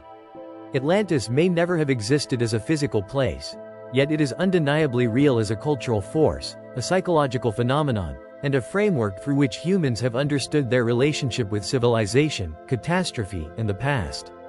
This paradox does not invalidate either the scientific conclusion that Atlantis is fictional or the human experience of finding meaning in the story. Rather, it reveals something profound about the relationship between truth, myth, and meaning in human life. The evidence we have examined points clearly toward a conclusion, even if it disappoints those hoping for underwater ruins. Geology demonstrates that no continent-sized landmass could have existed in the Atlantic Ocean and then sunk within the timeframe of human civilization. Archaeological surveys have found no trace of the vast empire Plato described, despite centuries of searching with increasingly sophisticated technologies. The timeline Plato provides places Atlantis 9,000 years before Solon, in the late Stone Age when no such advanced civilization existed anywhere on Earth. The specific details of Plato's account, from the concentric rings to the orichalcum-covered walls to the enormous military forces, do not correspond to any known civilization from any period. Yet acknowledging that Atlantis almost certainly was not a real place does not diminish the story's significance. Plato created one of the most powerful and enduring stories in human history, a tale that has been retold, reimagined, and reinterpreted for more than 2 millennia. Whether he invented the story entirely or drew on various sources, memories of the Thera eruption, legends of Bronze Age civilizations, reports from Egyptian priests, philosophical traditions about golden ages and catastrophes, he crafted something that transcended its origins to become a permanent part of human consciousness. What did Plato intend with his Atlantis story? The scholarly consensus suggests he meant it as a philosophical allegory, a thought experiment designed to explore ideas about the ideal state, the relationship between power and virtue, and the dangers of hubris and corruption. In this reading, the Athens that defeats Atlantis represents his vision of the ideal polis. Modest in size, virtuous in character, faithful to divine law. The Atlantis that faces destruction represents the corrupt empire, swollen with power, corrupted by wealth, unfaithful to its founding principles. The catastrophe that destroys both would serve as a lesson that no civilization, however powerful, is immune to destruction when it loses its moral foundations. This interpretation makes sense of why Plato would construct such an elaborate narrative. He was not attempting to write history but rather philosophy, using storytelling to illustrate abstract principles. The specific details about concentric rings, irrigation canals, and government structures serve the same purpose as the detailed descriptions of the ideal state in his Republic. They make abstract ideas concrete. They show readers what philosophical principles look like when instantiated in social structures. They create a vivid picture that engages imagination as well as intellect. But even if this represents the most widely accepted scholarly interpretation of Plato's intentions, his creation took on a life of its own. Generations of readers took the story literally, searched for Atlantis in geographical space, attempted to match its description to real places and real events. This response, though not what Plato necessarily intended, is not entirely inappropriate. Good stories work on multiple levels simultaneously. They can be allegories and still evoke real places. They can illustrate philosophical principles and still engage historical imagination. The power of Plato's Atlantis comes precisely from this multi-layered quality, from its ability to work as philosophy and as adventure story, as moral warning and as lost civilization mystery. The various attempts to find Atlantis, though failing to locate the literal island, have enriched our understanding of the ancient world in unexpected ways. The search for Atlantis led to discoveries of the Minoan civilization, greater understanding of Bronze Age catastrophes, mapping of the ocean floor, and development of underwater archaeological techniques. Failed expeditions have eliminated possibilities and taught us what does not exist beneath the waves. Even pseudo-archaeological theories, for all their problems, have kept public interest in ancient history alive and have challenged archaeologists to communicate better with non-specialist audiences. The Atlantis story also provides a valuable lens through which to examine how humans create and transmit cultural memory. How do memories of real events become transformed into myths? How do different cultures adapt and reinterpret stories to serve their own needs? How do we distinguish history from legend when both are preserved primarily through oral tradition? These are not just academic questions. They affect how we understand our own history, our own cultural identity, and our own place in the long story of human civilization. The Atlantis phenomenon reveals fundamental truths about human psychology. Our need for mystery and wonder, our tendency to romanticize the past, our desire to believe in lost golden ages, our ambivalence about progress and civilization, our fear of catastrophe, our hope that ancient wisdom might guide us through current challenges. These psychological needs are real and legitimate. The question is not whether we should have them but how we should satisfy them, through fantasy or through engagement with reality, through belief in comforting fictions or through pursuit of difficult truths. In our current moment, when trust in expertise is declining, when conspiracy theories proliferate, when people increasingly retreat into confirmation bias bubbles where they only encounter information that validates existing beliefs, the Atlantis story serves as a cautionary example. It shows how a compelling narrative can overcome contrary evidence, how mistrust of authority can lead to rejection of knowledge, how the desire to believe something can make people discount any amount of contradictory information. These patterns extend far beyond debates about ancient civilizations to affect how people evaluate claims about medicine, climate science, public health, and countless other domains where evidence-based reasoning matters. But the Atlantis story can also point toward better approaches. We can appreciate myth and story while still honoring truth and evidence. We can find mystery and wonder in reality, which offers genuine puzzles, real discoveries, and legitimate questions that we have not yet answered. We can respect what careful archaeology reveals about the past while still feeling the romance of ancient ruins, the thrill of discovery, and the poignancy of civilizations that rose and fell long before we were born. We can acknowledge that mainstream science is not perfect, that experts sometimes make mistakes, that new discoveries can overturn accepted theories, while still recognizing that scientific consensus exists for good reasons and that rejecting expertise wholesale leads to ignorance and error. The real mystery of Atlantis is not where it was located but why we need to believe in it. This points us toward deeper truths about the human condition. Our awareness of mortality and transience, our sense that something valuable has been lost, our hope that knowledge and wisdom can be recovered, our fear that our own civilization might follow Atlantis into destruction, our need to believe that we are part of a story larger than our individual lives. These needs are part of what makes us human. They deserve to be honored and explored, even when the specific form they take, belief in a literal Atlantis, cannot be sustained by evidence. As we close this exploration, we should recognize that the Atlantis story will continue long after this video ends, long after current theories have been debunked, probably for as long as human civilization endures. Each generation will rediscover Atlantis, find new locations for it, create new interpretations of it, and use it to explore their own concerns about civilization, progress, and catastrophe. This is not a bug but a feature, not a problem but an opportunity. The endurance of the Atlantis myth demonstrates the power of story, the persistence of wonder, and the human capacity to create meaning from narrative. What we do with this insight matters. We can use the Atlantis phenomenon to become better at distinguishing truth from fiction, evidence from speculation, knowledge from belief. We can learn to hold multiple perspectives simultaneously, appreciating myth while respecting truth, honoring mystery while pursuing knowledge, maintaining wonder while accepting reality. We can recognize that the choice is not between sterile scientism that drains all magic from the world and romantic fantasy that denies all evidence, but rather a both and approach that finds magic in reality and demands evidence for extraordinary claims.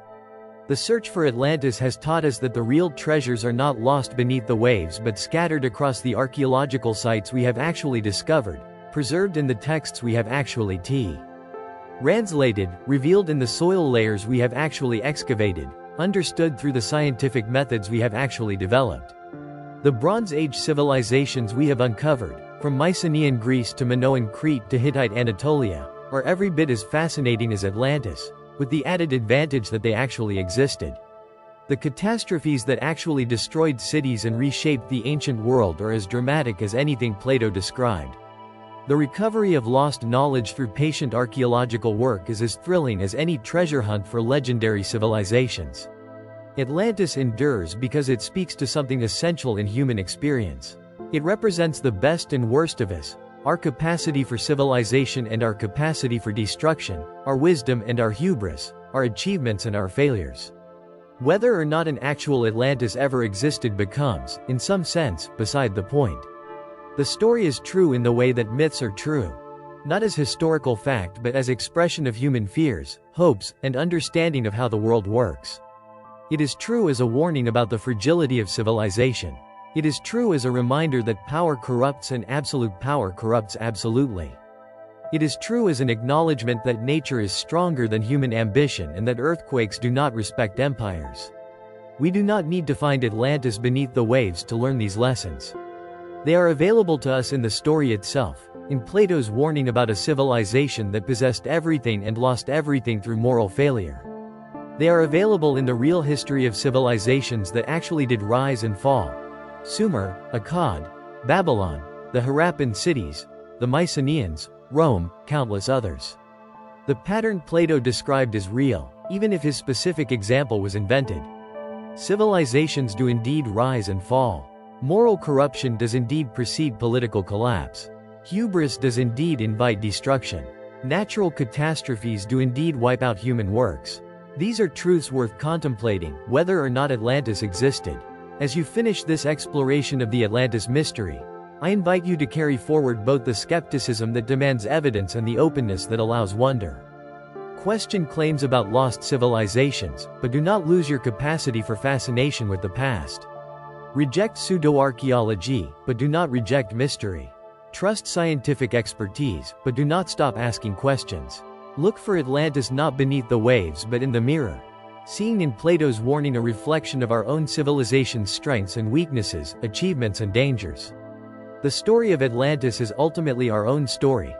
The story of how civilizations rise and fall, how knowledge is gained and lost, how hubris leads to destruction, how catastrophe reshapes the world, how stories endure when cities crumble, how myths reveal truths that facts alone cannot capture. Whether or not Atlantis existed, whether or not Plato intended his account as history, whether or not we will ever solve the mystery definitively, the story has shaped how we understand ourselves, our past, and our future. That makes it real in the ways that matter most. Thank you for joining me on this journey through one of history's greatest mysteries. If you enjoyed this deep exploration of Atlantis, myth, and ancient truth, please give this video a like and subscribe to the channel for more fascinating historical investigations. Share your thoughts in the comments. Do you believe Atlantis was real, or do you see it as philosophical allegory? What aspects of the story resonate most with you? Until next time, sleep well, and remember that the greatest mysteries are often not the ones we solve but the ones that teach us how to think, how to question, and how to find meaning in the search itself.